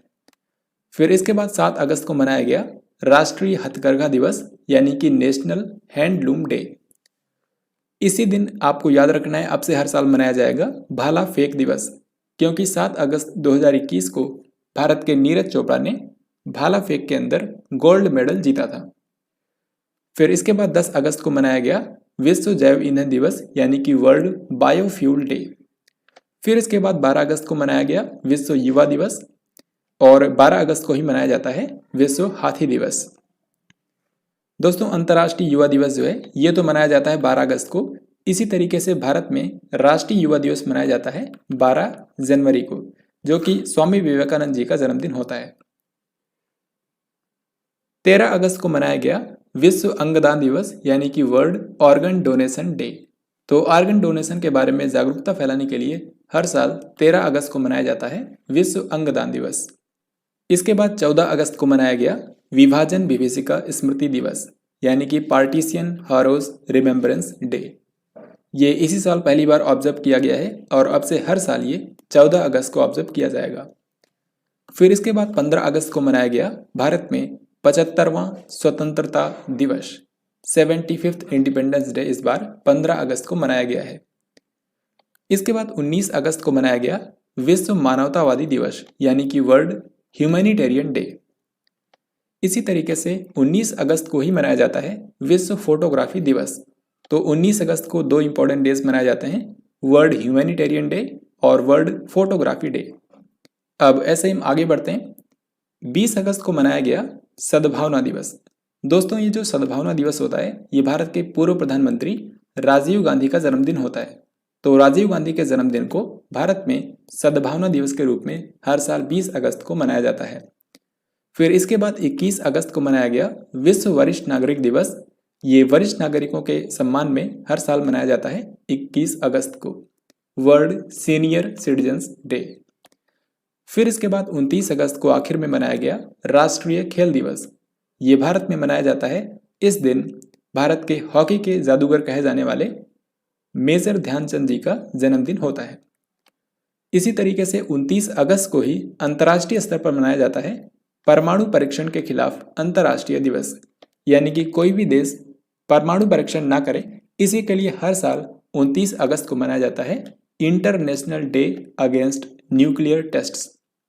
तो इस तरीके से हम लोगों ने यहाँ पर अगस्त महीने में जितने भी इंपॉर्टेंट डेज थे उनको यहाँ पर कवर किया है। अब आगे बढ़ते हैं। भारत ने साल 2030 तक कितने गीगावाट अक्षय ऊर्जा क्षमता हासिल करने का लक्ष्य रखा है? अक्षय ऊर्जा यानी कि नवीकरणीय ऊर्जा, जैसे कि सोलर एनर्जी, विंड एनर्जी, ये सब। तो भारत ने साल 2030 तक का लक्ष्य रखा है 450 गीगावाट। यहाँ पर आपसे दो क्वेश्चन पूछ सकते हैं। अगर आपसे 2022 तक का टारगेट पूछा जाएगा तो ये होगा 175 गीगावाट, और अगर आपसे 2030 तक पूछा जाएगा तो ये होगा 450 गीगावाट।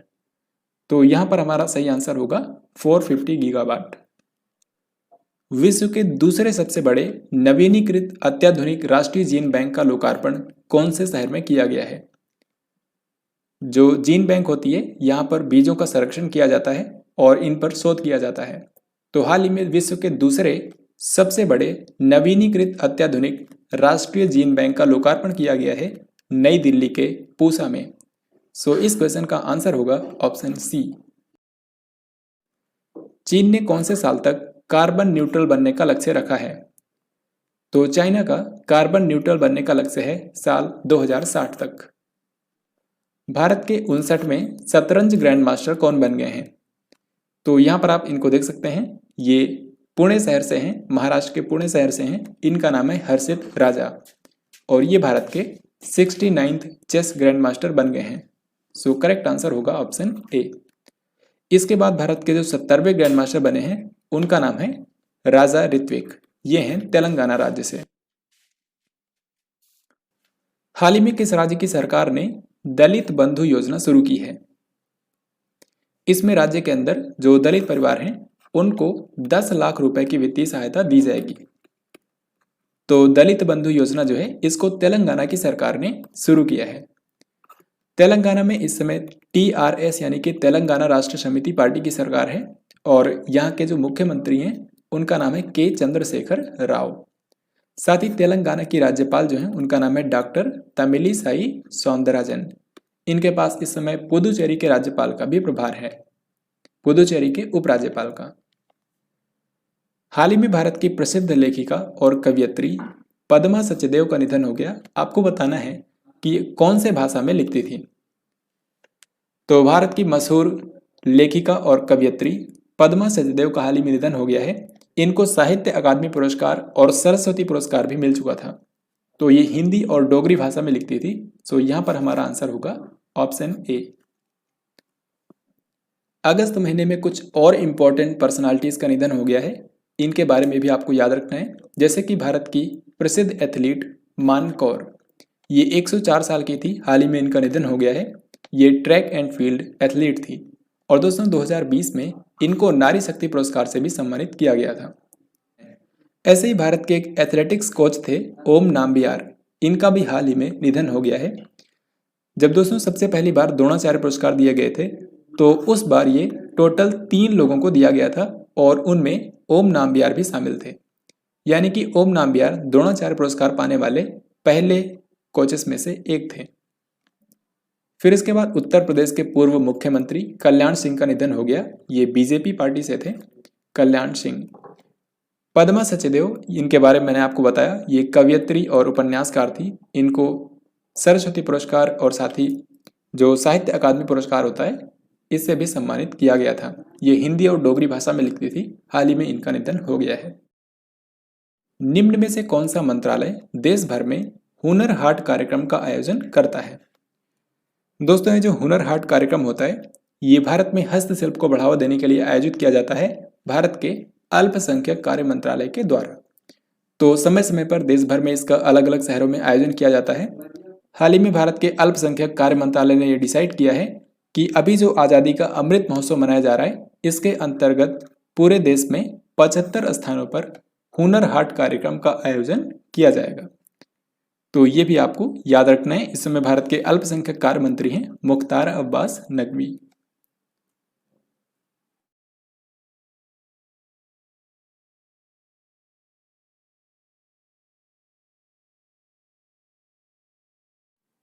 आईसीसी टी20 विश्व कप 2021 निम्न में से कौन से देश में आयोजित किया जाएगा? तो पुरुषों का जो टी20 वर्ल्ड कप होता है, इस बार इसका आयोजन भारत में किया जाना था, लेकिन कोविड-19 महामारी के चलते इसको भारत में न करवाकर अब इसको दूसरे कंट्री में करवाया जाएगा। ये इस बार 2 देशों में होगा, एक तो है यूएई और दूसरा है ओमान। तो इस बार जो आईसीसी टी20 वर्ल्ड कप होंगे ये अक्टूबर और नवंबर महीने में आयोजित किया जाएगा। इसका आयोजन 2 देशों में होगा, यूएई यानी कि संयुक्त अरब अमीरात, और दूसरा कंट्री है ओमान। तो यहां पर हमारा सही आंसर होगा ऑप्शन नंबर बी। 15 अगस्त को प्रधानमंत्री नरेंद्र मोदी ने कितने लाख करोड़ रुपए की प्रधानमंत्री गति शक्ति पहल की घोषणा करी है? तो इस बार के स्वतंत्रता दिवस के अवसर पर भारत के प्रधानमंत्री नरेंद्र मोदी जी ने 100 लाख करोड़ रुपए की एक पहल शुरू करी है, जिसका नाम है प्रधानमंत्री गति शक्ति पहल। और ये जो इनिशिएटिव है ये भारत में इंफ्रास्ट्रक्चर यानी कि बुनियादी ढांचे को बढ़ावा देने के लिए शुरू की गई है। सो इस क्वेश्चन का आंसर होगा 100 लाख करोड़ रुपए। फिर अगला सवाल यहां पर है, सैटेलाइट फोन से लैस होने वाला भारत का पहला राष्ट्रीय उद्यान यानी कि नेशनल पार्क कौन सा बन गया है? तो इसका जो सही आंसर है दोस्तों ऑप्शन डी होगा, यानी कि काजीरंगा राष्ट्रीय उद्यान। ये असम के अंदर है। एक्चुअल में क्या है कि असम के अंदर ये जो काजीरंगा राष्ट्रीय उद्यान है इसमें कई जगहों पर कनेक्टिविटी बिल्कुल भी नहीं है। तो हाल ही में क्या किया गया है, यहाँ के कई सारे ऑफिसर्स को सैटेलाइट फोन दिया गया है, जिससे ये जो सैटेलाइट फोन होता है ये टावरों से नहीं बल्कि सैटेलाइट से डायरेक्टली कांटेक्ट करता है। तो इस तरीके से यहाँ पर आसानी से कम्युनिकेशन हो पाएगा। तो सैटेलाइट फोन से लैस होने वाला भारत का पहला नेशनल पार्क बन गया है काजीरंगा राष्ट्रीय उद्यान, जो कि असम के अंदर है। और काजीरंगा राष्ट्रीय उद्यान जो है ये 1 हॉर्न राइनो यानी कि एक सींग वाले गैंडे के लिए फेमस है। हाल ही में ओडिशा सरकार ने राष्ट्रीय हॉकी टीम को प्रायोजित करने की अवधि कितने वर्ष के लिए आगे बढ़ा दी है? तो दोस्तों जैसा कि आप जानते हैं अभी के समय भारत की जो राष्ट्रीय हॉकी टीम है, चाहे वो महिलाओं की हो या फिर पुरुषों की, दोनों को ही प्रायोजित करती है ओडिशा की सरकार, यानी कि इसकी स्पॉन्सरशिप है ओडिशा सरकार के पास। तो हाल ही में ओडिशा के जो मुख्यमंत्री हैं नवीन पटनायक, इन्होंने अब इसको 10 सालों के लिए आगे बढ़ा दिया है, यानी कि ये अगले 10 सालों तक भारतीय राष्ट्रीय हॉकी टीम की प्रायोजक रहेगी ओडिशा की सरकार। तो यहां पर हमारा सही आंसर होगा ऑप्शन डी यानी कि 10 ईयर्स। और जैसा कि मैंने आपको बताया है, आपको याद रखना है इस बार के टोक्यो ओलंपिक गेम्स में भारत की पुरुषों की हॉकी टीम ने 41 सालों के बाद में कांस्य पदक जीता है, जबकि भारतीय महिला हॉकी टीम ने कोई भी मेडल इस बार नहीं जीता है। देश भर में वित्तीय समावेश के आकलन के लिए किसने एफआई इंडेक्स की शुरुआत की है? एफआई इंडेक्स का मतलब है फाइनेंशियल इंक्लूजन इंडेक्स। तो ये देश भर में वित्तीय समावेश के आकलन के लिए शुरू किया गया है। इसको शुरू किया है भारत की रिजर्व बैंक ऑफ इंडिया ने, यानी कि यहां पर हमारा आंसर होगा आरबीआई। आरबीआई का मुख्यालय मुंबई में है और आरबीआई के 25वें गवर्नर हैं शक्तिकांत दास। 3 अगस्त को ईरान के नए राष्ट्रपति के रूप में किसने शपथ ली है? ईरान के काफी लंबे समय से यहाँ के राष्ट्रपति थे हसन रूहानी, लेकिन अब इनकी जगह पर ईरान के नए राष्ट्रपति बन गए हैं Ibrahim Raisi. So this question is very very important. Iran के नए राष्ट्रपति हैं इब्राहिम रईसी। ईरान की राजधानी है तेहरान और ईरान की करेंसी है रियाल। इसी के साथ अब हम लोग यहाँ पर देखते हैं अगस्त 2021 की जो इंटरनेशनल अपॉइंटमेंट्स हुई हैं, यानी कि अंतर्राष्ट्रीय स्तर पर जो नियुक्तियां हुई हैं, इनको हम एक साथ देखते हैं। जैसे कि आर्मेनिया के नए प्रधानमंत्री बने हैं निकोल पाशिन्यान, पहले भी यही थे और आर्मेनिया के एक बार फिर से प्रधानमंत्री बन गए हैं निकोल पाशिन्यान। मलेशिया के नए प्रधानमंत्री बने हैं इस्माइल साबरी याकूब। इस्माइल साबरी याकूब, इन्होंने मोइनुद्दीन यासीन का स्थान लिया है। इसी तरीके से ईरान के नए राष्ट्रपति बने हैं इब्राहिम रईसी, इन्होंने हसन रूहानी का स्थान लिया है। तो ईरान के नए राष्ट्रपति हैं इब्राहिम रईसी। और यहाँ पर एक भारतीय को राजदूत के रूप में जर्मनी के अंदर अपॉइंट किया गया है, जिनका नाम है हरीश पर्वथानेनी। तो जर्मनी में भारत के नए राजदूत बने हैं हरीश पर्वथानेनी। आगे बढ़ते हैं। भारत का पहला drone forensic lab and research centre किस राज्य में स्थापित किया गया है? तो भारत में पहली बार एक drone forensic lab and research centre बनाया गया है केरल के अंदर। सो यहाँ पर हमारा आंसर होगा ऑप्शन बी यानी कि केरल। तो ये जो drone forensic lab and research centre है ये भारत के अंदर ड्रोन के ऊपर रिसर्च करेगा, क्योंकि आप जानते हैं ड्रोन का सही तरीके से भी इस्तेमाल किया जाता है और गलत तरीके से भी इसका इस्तेमाल किया जाता है। ओलंपियन पीआर सीरीज इनमें से किस राज्य में एडवेंचर टूरिज्म के ब्रांड एम्बेसडर होंगे? तो जैसा कि मैंने आपको बताया है, इस बार टोक्यो ओलंपिक्स में भारत की जो हॉकी टीम गई थी पुरुषों की, इसमें भारत के गोलकीपर थे पीआर सीरीजेस और भारत को कांस्य पदक दिलाने में इनका काफी अहम योगदान रहा है। तो इसीलिए हाल ही में केरल की सरकार ने इनको एडवेंचर टूरिज्म के ब्रांड एम्बेसडर के रूप में बनाया है। तो इसका सही उत्तर होगा ऑप्शन बी यानी कि केरल। नवंबर 2021 में आयोजित होने वाला COP26 जलवायु सम्मेलन निम्न में से किस शहर में आयोजित होगा? तो जलवायु परिवर्तन पर हर साल जो सम्मेलन होता है संयुक्त राष्ट्र के द्वारा आयोजित किया जाता है। साल 2019 में इसका आखिरी एडिशन हुआ था COP25 जलवायु सम्मेलन और इसका आयोजन किया गया था स्पेन की राजधानी मैड्रिड में।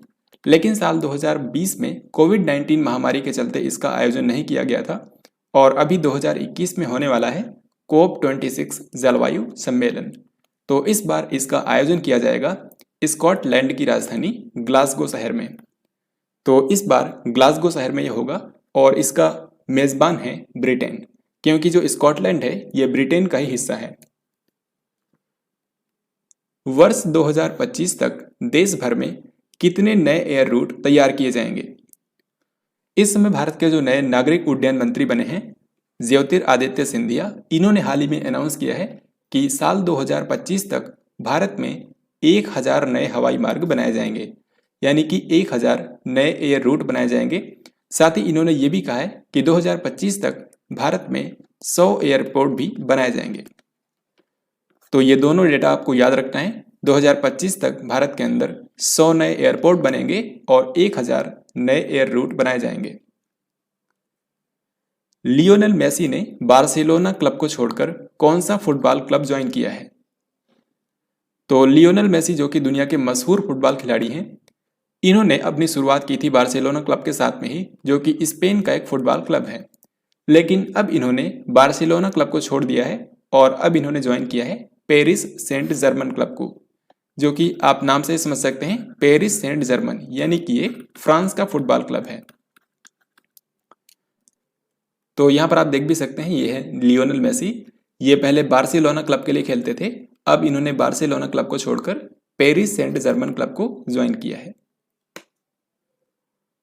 Drug controller general of India यानी कि DCGI ने जाइकोव डी वैक्सीन के आपात उपयोग की स्वीकृति दे दी है। आपको बताना है कि इसको कौन सी संस्था ने विकसित किया है।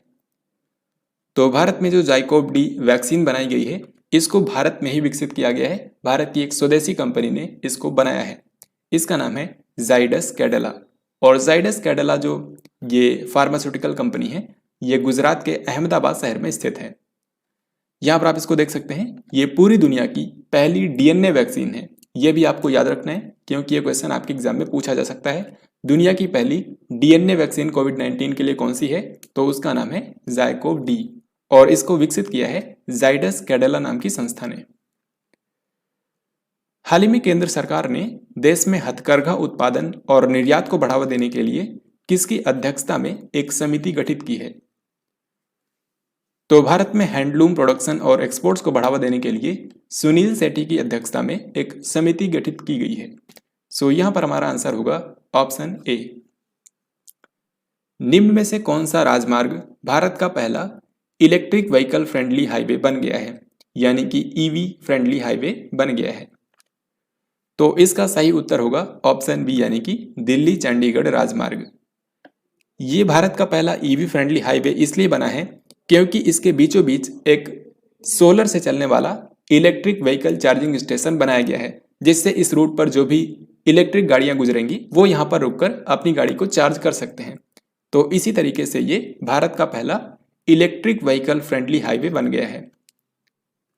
तो जैसा कि मैंने आपको बताया, दिल्ली चंडीगढ़ हाईवे के ऊपर करनाल लेक रिजॉर्ट जो है, यहीं पर भारत का पहला solar electric vehicle charging station स्थापित किया गया है। यानी कि ये जो इलेक्ट्रिक व्हीकल चार्जिंग स्टेशन है ये सोलर एनर्जी से चलता है। तो इस तरीके से भारत का पहला इलेक्ट्रिक व्हीकल फ्रेंडली हाईवे बन गया है, क्योंकि यहाँ से जो गाड़ियाँ गुजरेंगी वो अपनी गाड़ी को यहाँ पर चार्ज कर सकते हैं।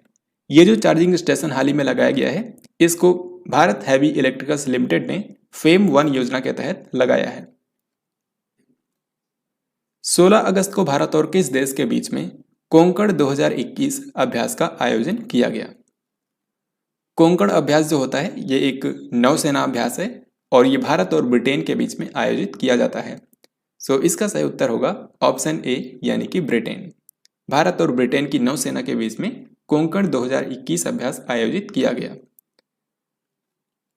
नेशनल थर्मल पावर कॉर्पोरेशन यानी कि एनटीपीसी ने निम्न में से किस राज्य में 25 मेगावाट की देश की सबसे बड़ी फ्लोटिंग सोलर परियोजना की शुरुआत की है?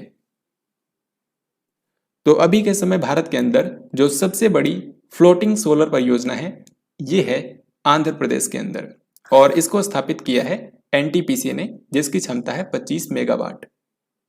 तो यहाँ पर आप देख सकते हैं कुछ इस तरीके से पानी के ऊपर सोलर पैनल लगाए गए हैं जिससे एनर्जी जनरेट होगी। दोस्तों जो एनटीपीसी है आंध्र प्रदेश के विशाखापत्तनम के अंदर इसका एक थर्मल स्टेशन है जो कि है सिमहाद्री थर्मल स्टेशन, और ये है विशाखापत्तनम आंध्र प्रदेश में। तो इसी के रिजर्वायर के ऊपर ये 25 मेगावाट का सोलर एनर्जी प्रोजेक्ट लगाया गया है जो कि पूरे भारत का सबसे बड़ा फ्लोटिंग सोलर प्लांट है। तो ये आपको अच्छे से याद रखना है, इसकी क्षमता है 25 मेगावाट। प्रधानमंत्री नरेंद्र मोदी ने इनमें से किस शहर से वाहन स्क्रैप नीति यानी कि नेशनल ऑटोमोबाइल स्क्रैपेज पॉलिसी की शुरुआत की है? इसका सही उत्तर होगा ऑप्शन बी यानी कि गुजरात के गांधीनगर से। अभी मैंने आपको बताया था कि इस साल 13 अगस्त को गुजरात के गांधीनगर में इन्वेस्टर समिट का आयोजन किया गया था, और इसी सम्मेलन के दौरान भारत के प्रधानमंत्री नरेंद्र मोदी ने गुजरात के गांधीनगर से वाहन स्क्रैप नीति की शुरुआत की है। इसको लाने का मेन उद्देश्य है कि भारत के अंदर जो सड़कों पर बहुत पुरानी गाड़ियां हैं उनको हटाना है, क्योंकि ऐसी गाड़ियां जो हैं ये काफ़ी ज़्यादा प्रदूषण करती हैं। तो पुरानी गाड़ियों को हटाने के लिए सड़कों से वाहन स्क्रैप नीति लाई गई है। इसके तहत अगर कोई प्राइवेट वाहन है तो उसके लिए 20 साल, जबकि अगर कोई कॉमर्शियल वाहन है तो उसके लिए 15 साल डेडलाइन रखी गई है। इतने साल के बाद हर एक गाड़ी के लिए फिटनेस टेस्ट करवाना होगा, और अगर फिटनेस टेस्ट में वो गाड़ी पास नहीं होती है तो उसको स्क्रैप कर दिया जाएगा, और उसके बदले उसका कुछ परसेंट अमाउंट जो है वो गाड़ी के मालिक को दिया जाएगा। तो इस तरीके से ये नेशनल ऑटोमोबाइल स्क्रैपेज पॉलिसी हाल ही में लाई गई है। हाल ही में सरकार ने किस वर्ष तक एकल उपयोग वाली प्लास्टिक वस्तुओं को प्रतिबंधित करने वाले प्लास्टिक अपशिष्ट प्रबंधन संशोधन नियम 2021 अधिसूचित किए हैं? तो हाल ही में भारत सरकार ने भारत के अंदर जो सिंगल यूज प्लास्टिक होती है इसके इस्तेमाल को रोकने के लिए एक नियम अधिसूचित किया है जिसका नाम है plastic waste management amendment rules 2021, और इसके तहत 1 जुलाई 2022 से भारत के अंदर सिंगल यूज प्लास्टिक पर बैन लगाया जाएगा। तो सरकार ने कुछ आइटम्स की लिस्ट बनाई है, उनमें से जहां पर भी सिंगल यूज प्लास्टिक का इस्तेमाल होता है उन सब पर बैन लगाया जाएगा। तो ये डेट आपको याद रखनी है 1 जुलाई 2022। इंडियन बैंक के एमडी और सीईओ के रूप में किसको अपॉइंट किया गया है? इंडियन बैंक भारत का एक पब्लिक सेक्टर बैंक है। इसके नए एमडी और सीईओ बने हैं शांति लाल जैन। तो यहां पर हमारा सही आंसर होगा ऑप्शन सी। हुरुन ग्लोबल 500 सबसे मूल्यवान कंपनियों की सूची में किस कंपनी ने शीर्ष स्थान हासिल किया है? यानी कि सिंपली आपको यहां पर यह बताना है कि दुनिया की सबसे मूल्यवान कंपनी कौन सी है, मोस्ट वैल्यूएबल कंपनी दुनिया की कौन सी है, ये आपको बताना है। तो इसका सही आंसर आप सभी जानते हैं, आंसर होगा एप्पल। यहां पर आप देख भी सकते हैं दुनिया की जो सबसे मूल्यवान कंपनियां हैं उनमें नंबर 1 पर है एप्पल 2.4 ट्रिलियन डॉलर के साथ में। फिर इसके बाद दूसरे नंबर पर है माइक्रोसॉफ्ट और तीसरे स्थान पर है अमेजन। तो दुनिया की सबसे मूल्यवान कंपनियां हैं एप्पल, माइक्रोसॉफ्ट और अमेजन। ऐसे ही अगर हम भारत की कंपनियों को देखें तो भारत की सबसे मूल्यवान कंपनी है रिलायंस इंडस्ट्रीज, जिसकी ग्लोबल रैंक है 57। ऐसे ही भारत की दूसरी सबसे मूल्यवान कंपनी है टाटा कंसल्टेंसी सर्विसेज यानी कि टीसीएस, और इसकी ग्लोबल रैंक है 74। तो टॉप 100 के अंदर भारत की सिर्फ 2 ही कंपनियां शामिल हो पाई हैं, जबकि पूरे 500 कंपनियों की सूची में भारत की 12 कंपनियां फीचर हो पाई हैं। तो इस रिपोर्ट के बारे में आपको यही पॉइंट्स याद रखने हैं। ला गणेशन, इनको निम्न में से किस राज्य का नया राज्यपाल बनाया गया है?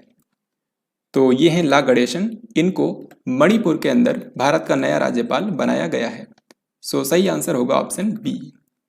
इसके अलावा मणिपुर के मुख्यमंत्री कौन हैं? यहाँ के मुख्यमंत्री हैं एन बीरेन सिंह, जिनकी पार्टी है बीजेपी।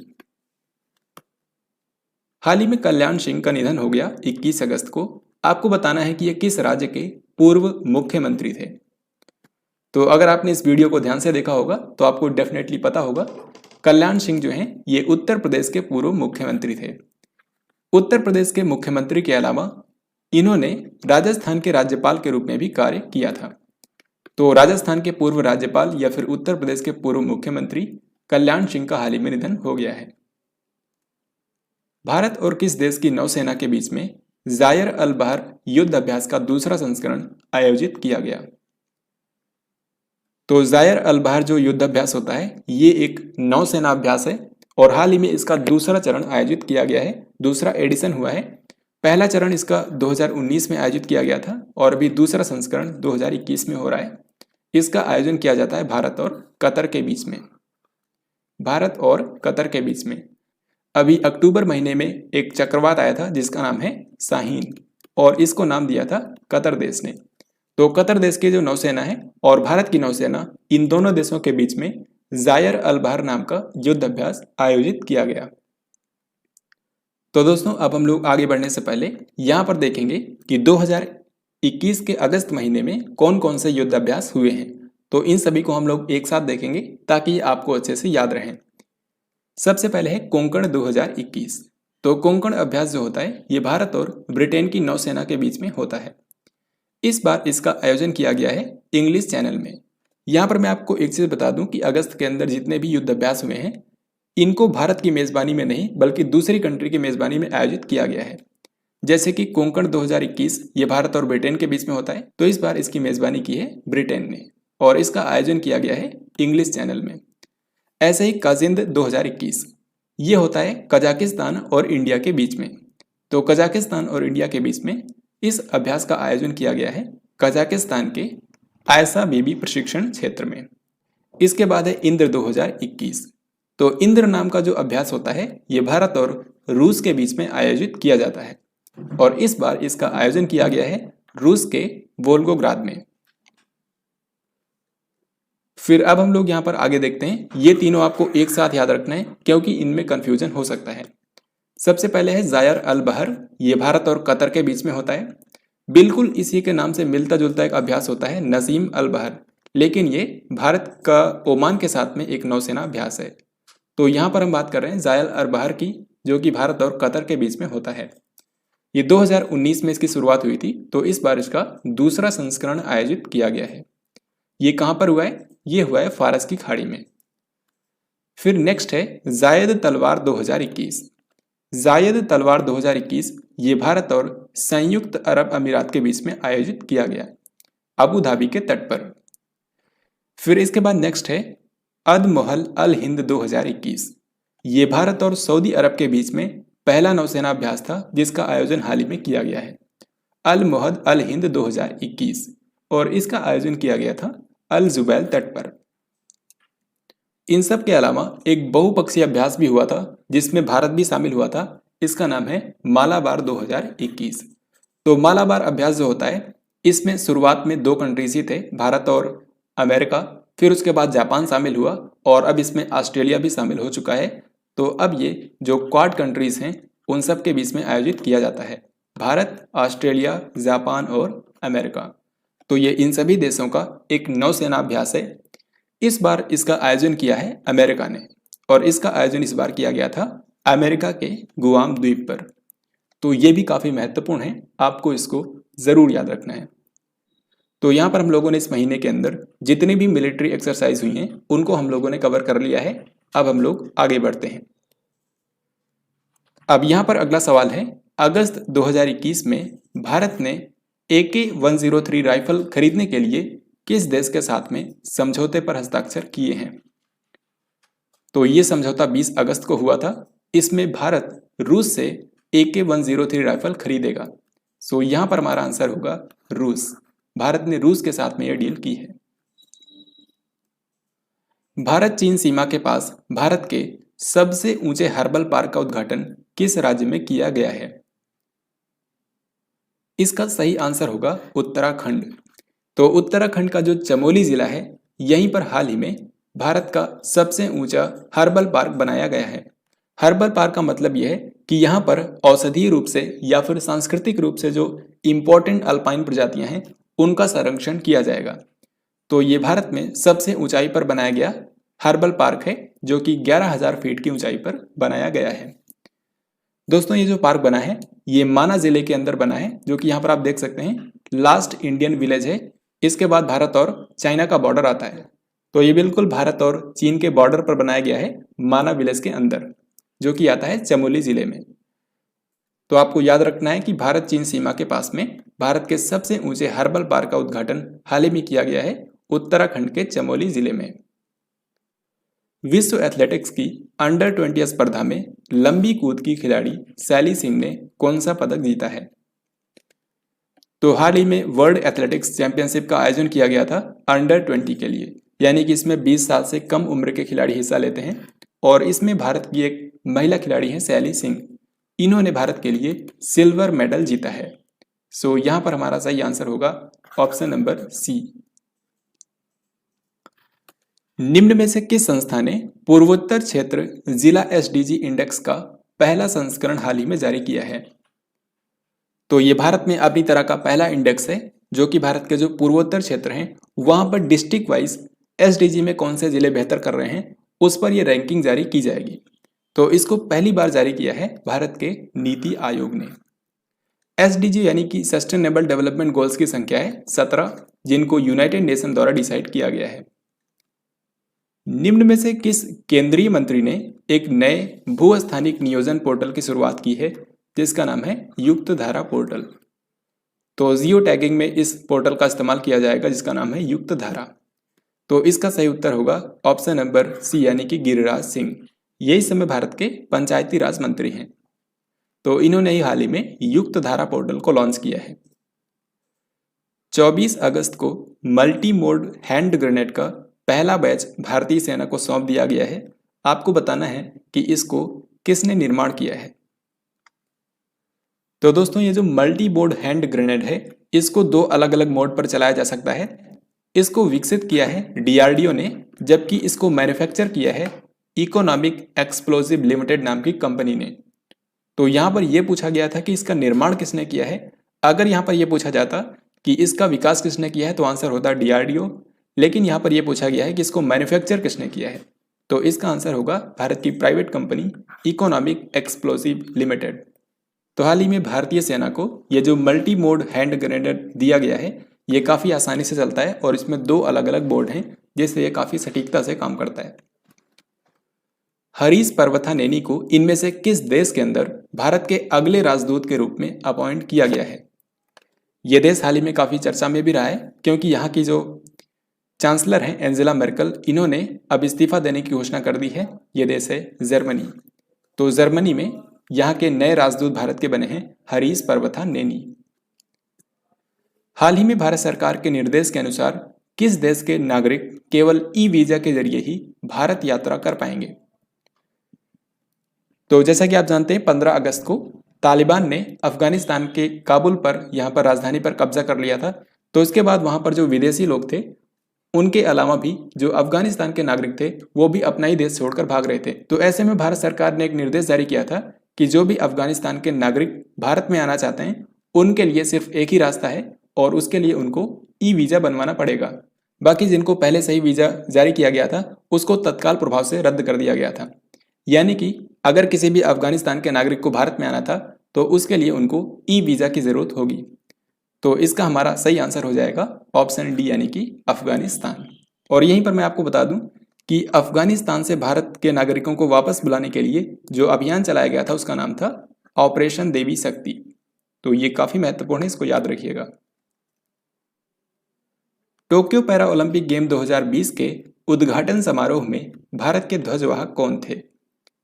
तो यहाँ पर टोक्यो ओलंपिक की नहीं बल्कि टोक्यो पैरा ओलंपिक गेम की बात हो रही है, जो कि टोक्यो ओलंपिक के कुछ ही दिनों बाद हुए थे। इसका आयोजन अगस्त और सितंबर महीने में किया गया था। तो इसके उद्घाटन समारोह में भारत के ध्वजवाहक थे टेक चंद। इसी तरीके से इसकी क्लोजिंग सेरेमनी में, जो कि 5 सितंबर को आयोजित की गई थी, क्लोजिंग सेरेमनी में भारत की तरफ से ध्वजवाहक थी अवनी लेखरा। हाल ही में जल शक्ति मंत्रालय ने कितने दिनों तक चलने वाले सुजलम अभियान की शुरुआत की है?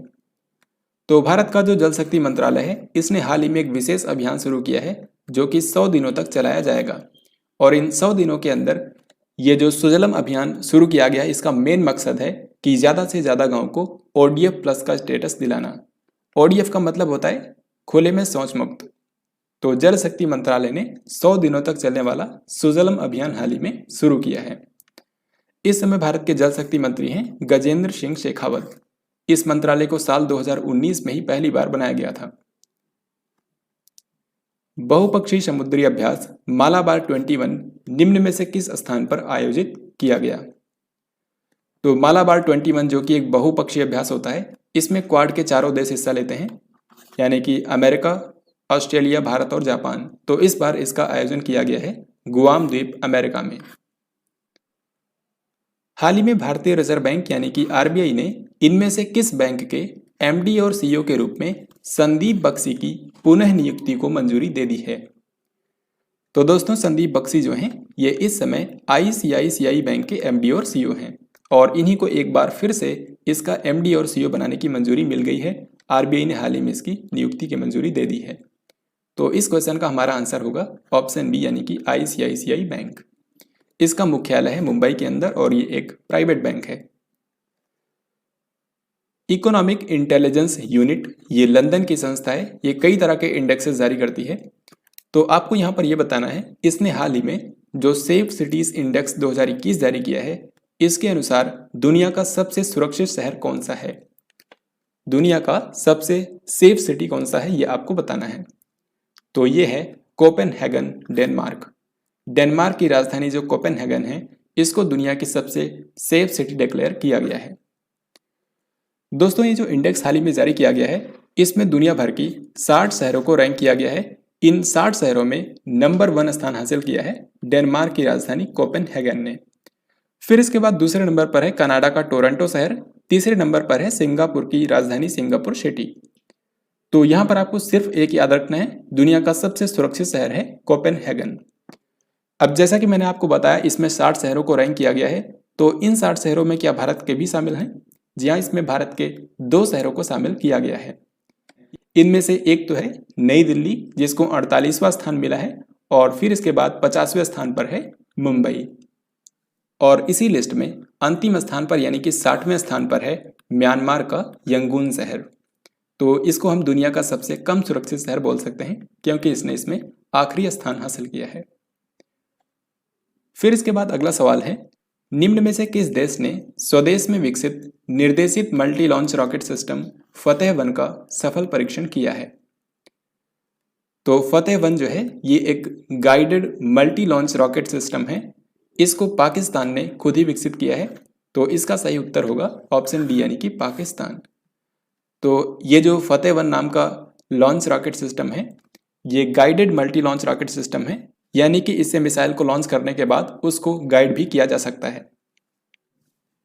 हाल ही में दुनिया का सबसे बड़ा और सबसे ऊंचा ऑब्जर्वेशन व्हील निम्न में से कौन से शहर में शुरू किया गया है? ऑब्जर्वेशन व्हील जो होता है, ये पहिए के जैसा होता है। इसको शहर के किनारे पर लगा दिया जाता है और इस पर बैठने के बाद आप पूरे शहर का व्यू देख सकते हैं। तो अभी तक दुनिया का जो सबसे बड़ा ऑब्जर्वेशन व्हील था, ये था लंदन के अंदर और इसका नाम था लंदन आई। लेकिन अभी दुनिया का सबसे बड़ा ऑब्जर्वेशन व्हील बनाया गया है UAE के अंदर। UAE का जो सबसे मेन शहर है दुबई, यहीं पर इसको स्थापित किया गया है। यहाँ पर आप इसको देख भी सकते हैं। इस तरीके से ये ऑब्जर्वेशन व्हील बनाया जाता है, जिससे आप पूरे शहर को ही देख सकते हैं। तो अभी तक दुनिया का जो सबसे ऊंचा ऑब्जर्वेशन व्हील था, ये था लंदन के अंदर और इसका नाम था लंदन आई। इसकी ऊंचाई थी 135 मीटर, जबकि जो अभी दुबई के अंदर बनाया गया है, आइन मुंबई नाम का ऑब्जर्वेशन व्हील, इसकी ऊंचाई है 250 मीटर। तो इस तरीके से ये दुनिया का सबसे ऊंचा और सबसे बड़ा ऑब्जर्वेशन व्हील है। दोस्तों, भारत के अंदर जो सार्वजनिक क्षेत्र की बैंक्स हैं, जो 12 पब्लिक सेक्टर बैंक्स हैं, इनके सुधार के लिए सरकार एक सुधार एजेंडा चलाती है जिसको नाम दिया गया है ईज, और इसको सबसे पहले साल 2018 में शुरू किया गया था। इसका फुल फॉर्म होता है enhanced access and service excellence. तो 2018 में इसका पहला चरण शुरू किया गया था और अभी 2021 में इसका चौथा चरण लॉन्च किया गया है। भारत की वित्त मंत्री निर्मला सीतारमण ने हाल ही में इसको लॉन्च किया है। तो इसका सही आंसर होगा ऑप्शन बी। इसी तरीके से जो पिछला ईज 3.0 था, इसके लिए हाल ही में जिन भी बैंक्स ने बेहतरीन प्रदर्शन किया है उनको पुरस्कार भी दिए गए हैं। तो यहाँ पर आपको इस क्वेश्चन में ये बताना है कि जो इससे पहले वाला ईज 3.0 था, बैंकिंग सुधार सूचकांक 2021 के तहत सर्वश्रेष्ठ प्रदर्शन करने वाला बैंक कौन सा है। यानी कि जो ईज 3.0 था, इसमें कौन से बैंक ने सबसे बेहतरीन प्रदर्शन किया है। तो ये होगी ऑप्शन नंबर ए, यानी कि भारतीय स्टेट बैंक, एसबीआई ने बेस्ट परफॉर्मेंस की है। यहाँ पर आप देख भी सकते हैं जो ईज 3.0 रिफॉर्म इंडेक्स हाल ही में जारी किया गया है, इसमें नंबर 1 जो बैंक है ये है स्टेट बैंक ऑफ इंडिया। ये हम परफॉर्मेंस की बात कर रहे हैं। अगर हम इम्प्रूवमेंट की बात देखें तो इम्प्रूवमेंट में सबसे अच्छा सुधार किया है इंडियन बैंक ने। तो दोनों के बारे में आपको याद रखना है। सबसे अच्छी परफॉर्मेंस रही है भारतीय स्टेट बैंक की, जबकि सबसे अच्छा सुधार किया है इंडियन बैंक ने। भारतीय नागरिकों और अफगान भागीदारों को काबुल से बाहर निकालने के लिए भारत ने कौन सा अभियान चलाया था। तो अभी कुछ ही क्वेश्चन पहले मैंने आपको बताया था कि इसके लिए भारत सरकार ने जो अभियान चलाया था, इसका नाम था ऑपरेशन देवी शक्ति। तो इसी के तहत अफगानिस्तान से भारतीय नागरिकों को वापस लाया गया भारत में, और साथ ही में जो अफगानिस्तान के नागरिक भारत आना चाहते थे उनको भी भारत में लाया गया। वैश्विक विनिर्माण जोखिम सूचकांक 2021 के अनुसार दुनिया का सबसे वांछित विनिर्माण गंतव्य कौन सा बन गया है। इसका बेसिकली मतलब यह है कि अगर किसी भी कंपनी को अपना मैन्युफैक्चरिंग प्लांट खोलना है तो उसके लिए सबसे बेहतर स्थान कौन सा होगा, यानी कि ज़्यादातर कंपनियां कौन से देश में अपना मैन्युफैक्चरिंग प्लांट खोलने के लिए इच्छा रखती हैं, इसका मतलब यह है। तो इसका दोस्तों आंसर होगा ऑप्शन ए, यानी कि चीन। तो चीन अभी भी दुनिया का मोस्ट डिजायर्ड मैन्युफैक्चरिंग डेस्टिनेशन बना हुआ है, जबकि भारत ने काफ़ी अच्छा सुधार किया है। भारत पिछले साल तीसरे स्थान पर था, जबकि इस बार भारत ने एक पायदान की ग्रोथ करते हुए दूसरा स्थान हासिल किया है। तो अब दुनिया का सबसे वांछित विनिर्माण गंतव्य है चाइना, और उसके बाद दूसरे स्थान पर है अपना भारत, और तीसरे स्थान पर अभी के समय है अमेरिका। इस साल भारत ने अमेरिका को ही पीछे छोड़ा है।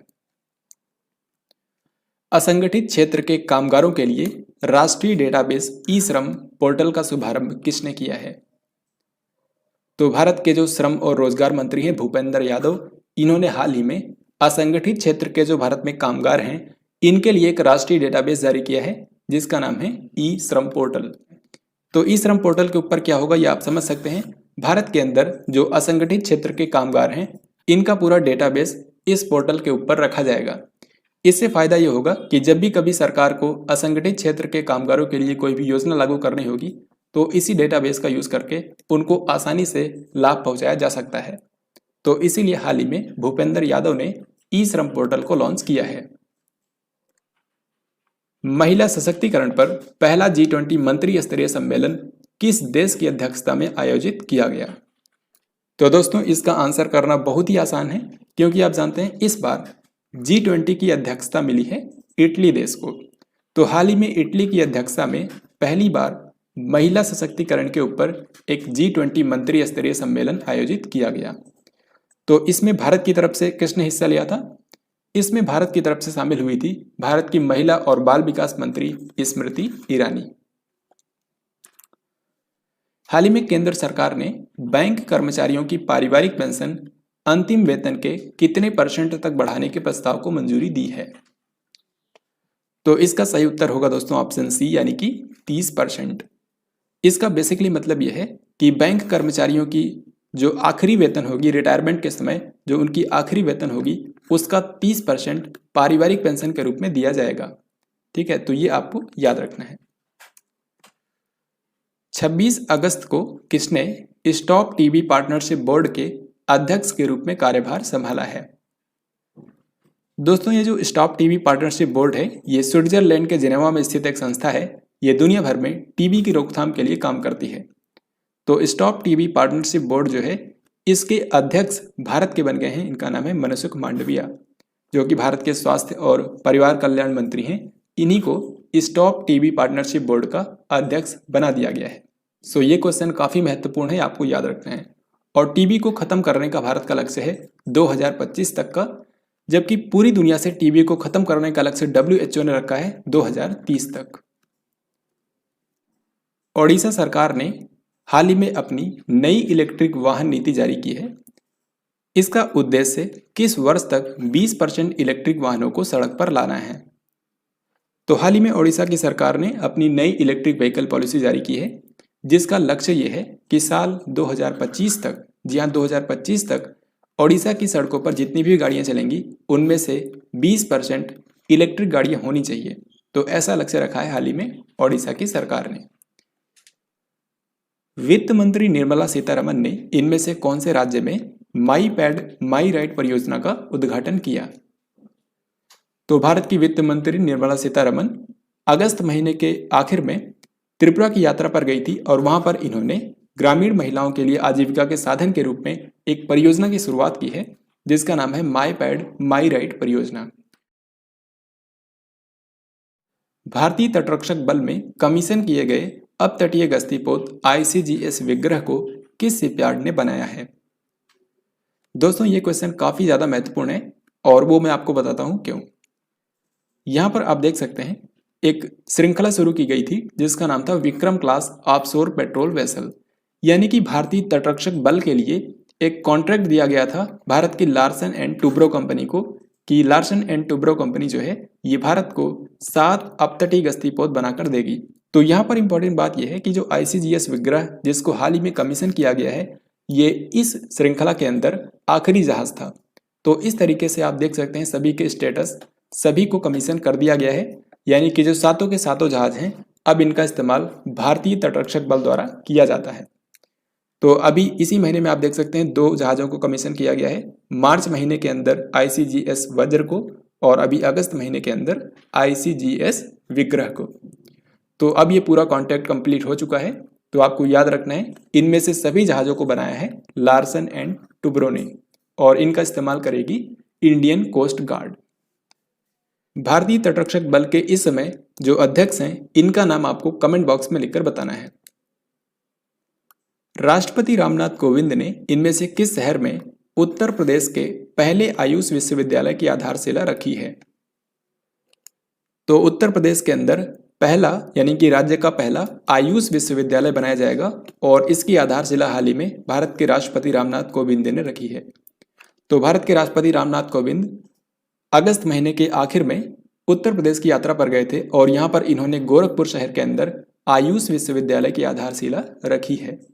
तो यहाँ पर हमारा आंसर होगा गोरखपुर। 28 अगस्त 2021 को प्रधानमंत्री जनधन योजना के कितने साल पूरे हो गए हैं? तो दोस्तों, अगर आप जानते हैं प्रधानमंत्री जनधन योजना को कब शुरू किया गया था तो आप इसका आंसर बहुत ही आसानी से कर सकते हैं। तो प्रधानमंत्री जनधन योजना जो है इसको 2014 में शुरू किया गया था। 15 अगस्त 2014 को प्रधानमंत्री ने इसके अनाउंसमेंट की थी और उसके 13 दिन के बाद 28 अगस्त 2014 को इसको पूरे देश में लॉन्च किया गया था। तो यहाँ पर हमारा आंसर होगा 7 साल। इसको 7 साल कंप्लीट हो चुके हैं। इसके तहत देश के कोने कोने में बैंकिंग सुविधाओं को पहुंचाना था और जिन भी लोगों के पास कोई भी बैंक अकाउंट नहीं था उनका 0 बैलेंस पर बैंक अकाउंट खोला जाना था। निम्न में से किस देश ने अंतर्राष्ट्रीय जलवायु सम्मेलन 2020-21 की मेजबानी की है? दोस्तों, जो अभी मैंने आपको बताया था COP26 सम्मेलन, इसका आयोजन संयुक्त राष्ट्र द्वारा किया जाता है, वो अलग है। इसका इस बार आयोजन किया जाएगा ग्लासगो शहर में। लेकिन एक अलग से जलवायु परिवर्तन पर सम्मेलन हुआ था, अंतर्राष्ट्रीय जलवायु सम्मेलन, और ये आयोजित किया गया था सितंबर की बिल्कुल शुरुआत में। तो इसको होस्ट किया था अपने भारत देश ने। पंजाब के अमृतसर में नवीनीकृत जलियांवाला बाग स्मारक किसने राष्ट्र को समर्पित किया है? तो 13 अप्रैल 1919 को जलियांवाला बाग हत्याकांड हुआ था, जिसमें भारत के कई सारे निर्दोष लोग मारे गए थे। तो उन्हीं की याद में जलियांवाला बाग में जलियांवाला बाग स्मारक बनाया गया था, जिसको हाल ही में रेनोवेट किया गया है, यानी कि इसको नवीनीकृत किया गया है। तो अभी इसी के नवीनीकृत जलियांवाला बाग स्मारक का उद्घाटन किया है भारत के प्रधानमंत्री नरेंद्र मोदी ने। तो इस क्वेश्चन का हमारा आंसर होगा ऑप्शन ए, यानी कि नरेंद्र मोदी। निम्न में से किसने उत्तर प्रदेश के गोरखपुर के अंदर महायोगी गोरखनाथ विश्वविद्यालय का उद्घाटन किया है? अभी कुछ ही क्वेश्चन पहले मैंने आपको बताया था कि भारत के राष्ट्रपति रामनाथ कोविंद अगस्त महीने के आखिर में उत्तर प्रदेश की यात्रा पर गए थे और वहां पर उन्होंने गोरखपुर के अंदर उत्तर प्रदेश राज्य के पहले आयुष विश्वविद्यालय की आधारशिला रखी है। इसके अलावा उन्होंने गोरखपुर शहर के अंदर ही एक विश्वविद्यालय का उद्घाटन भी किया है और यह है महायोगी गोरखनाथ विश्वविद्यालय। तो इस तरीके से इस क्वेश्चन का हमारा आंसर हो गया ऑप्शन सी, यानी कि रामनाथ कोविंद। निम्न में से कौन से शहर में स्थित आर्मी स्पोर्ट इंस्टीट्यूट के स्टेडियम का नाम बदलकर नीरज चोपड़ा स्टेडियम कर दिया गया है? तो नीरज चोपड़ा ने, आप जानते हैं, इस साल गोल्ड मेडल जीता है टोक्यो ओलंपिक्स में, भाला फेंक के अंदर इन्होंने गोल्ड मेडल जीता है। तो अगस्त महीने के अंदर भारत के रक्षा मंत्री राजनाथ सिंह पुणे में गए थे और वहां पर इन्होंने जो आर्मी स्पोर्ट्स इंस्टीट्यूट है इसके स्टेडियम का नाम बदल करके नीरज चोपड़ा के नाम पर कर दिया है, नीरज चोपड़ा स्टेडियम। तो यहाँ पर इस सवाल में यह पूछा गया था कि किस शहर में स्थित आर्मी स्पोर्ट इंस्टीट्यूट के स्टेडियम का नाम बदलकर नीरज चोपड़ा स्टेडियम किया गया है? तो आंसर होगा पुणे, महाराष्ट्र। फिट इंडिया अभियान की दूसरी वर्षगांठ के अवसर पर किसने फिट इंडिया मोबाइल ऐप का शुभारंभ किया है? यहाँ पर सबसे पहले आप बताइए कि फिट इंडिया अभियान जो है इसको कौन से साल में शुरू किया गया था? तो दोस्तों, जो फिट इंडिया अभियान है इसको 2019 में खेल दिवस के अवसर पर शुरू किया गया था। तो अभी इस साल इसकी दूसरी वर्षगांठ थी 2021 में। तो इसी अवसर पर भारत के प्रधानमंत्री नरेंद्र मोदी ने इसके लिए फिट इंडिया मोबाइल ऐप की भी शुरुआत कर दी है। तो यहां पर हमारा आंसर होगा ऑप्शन ए। वाई ब्रेक नाम का मोबाइल एप्लीकेशन निम्न में से किस मंत्रालय के द्वारा लॉन्च किया गया है? तो दोस्तों, वाई ब्रेक नाम का जो एप्लीकेशन है ये योगा प्रोटोकॉल पर आधारित है। इसके जरिए कोई भी 5 मिनट के अंदर योगा कर सकता है। तो वाई ब्रेक नाम का जो मोबाइल एप्लीकेशन है इसको लॉन्च किया है भारत के आयुष मंत्रालय ने और इस समय भारत के आयुष मंत्री हैं सर्बानंद सोनोवाल।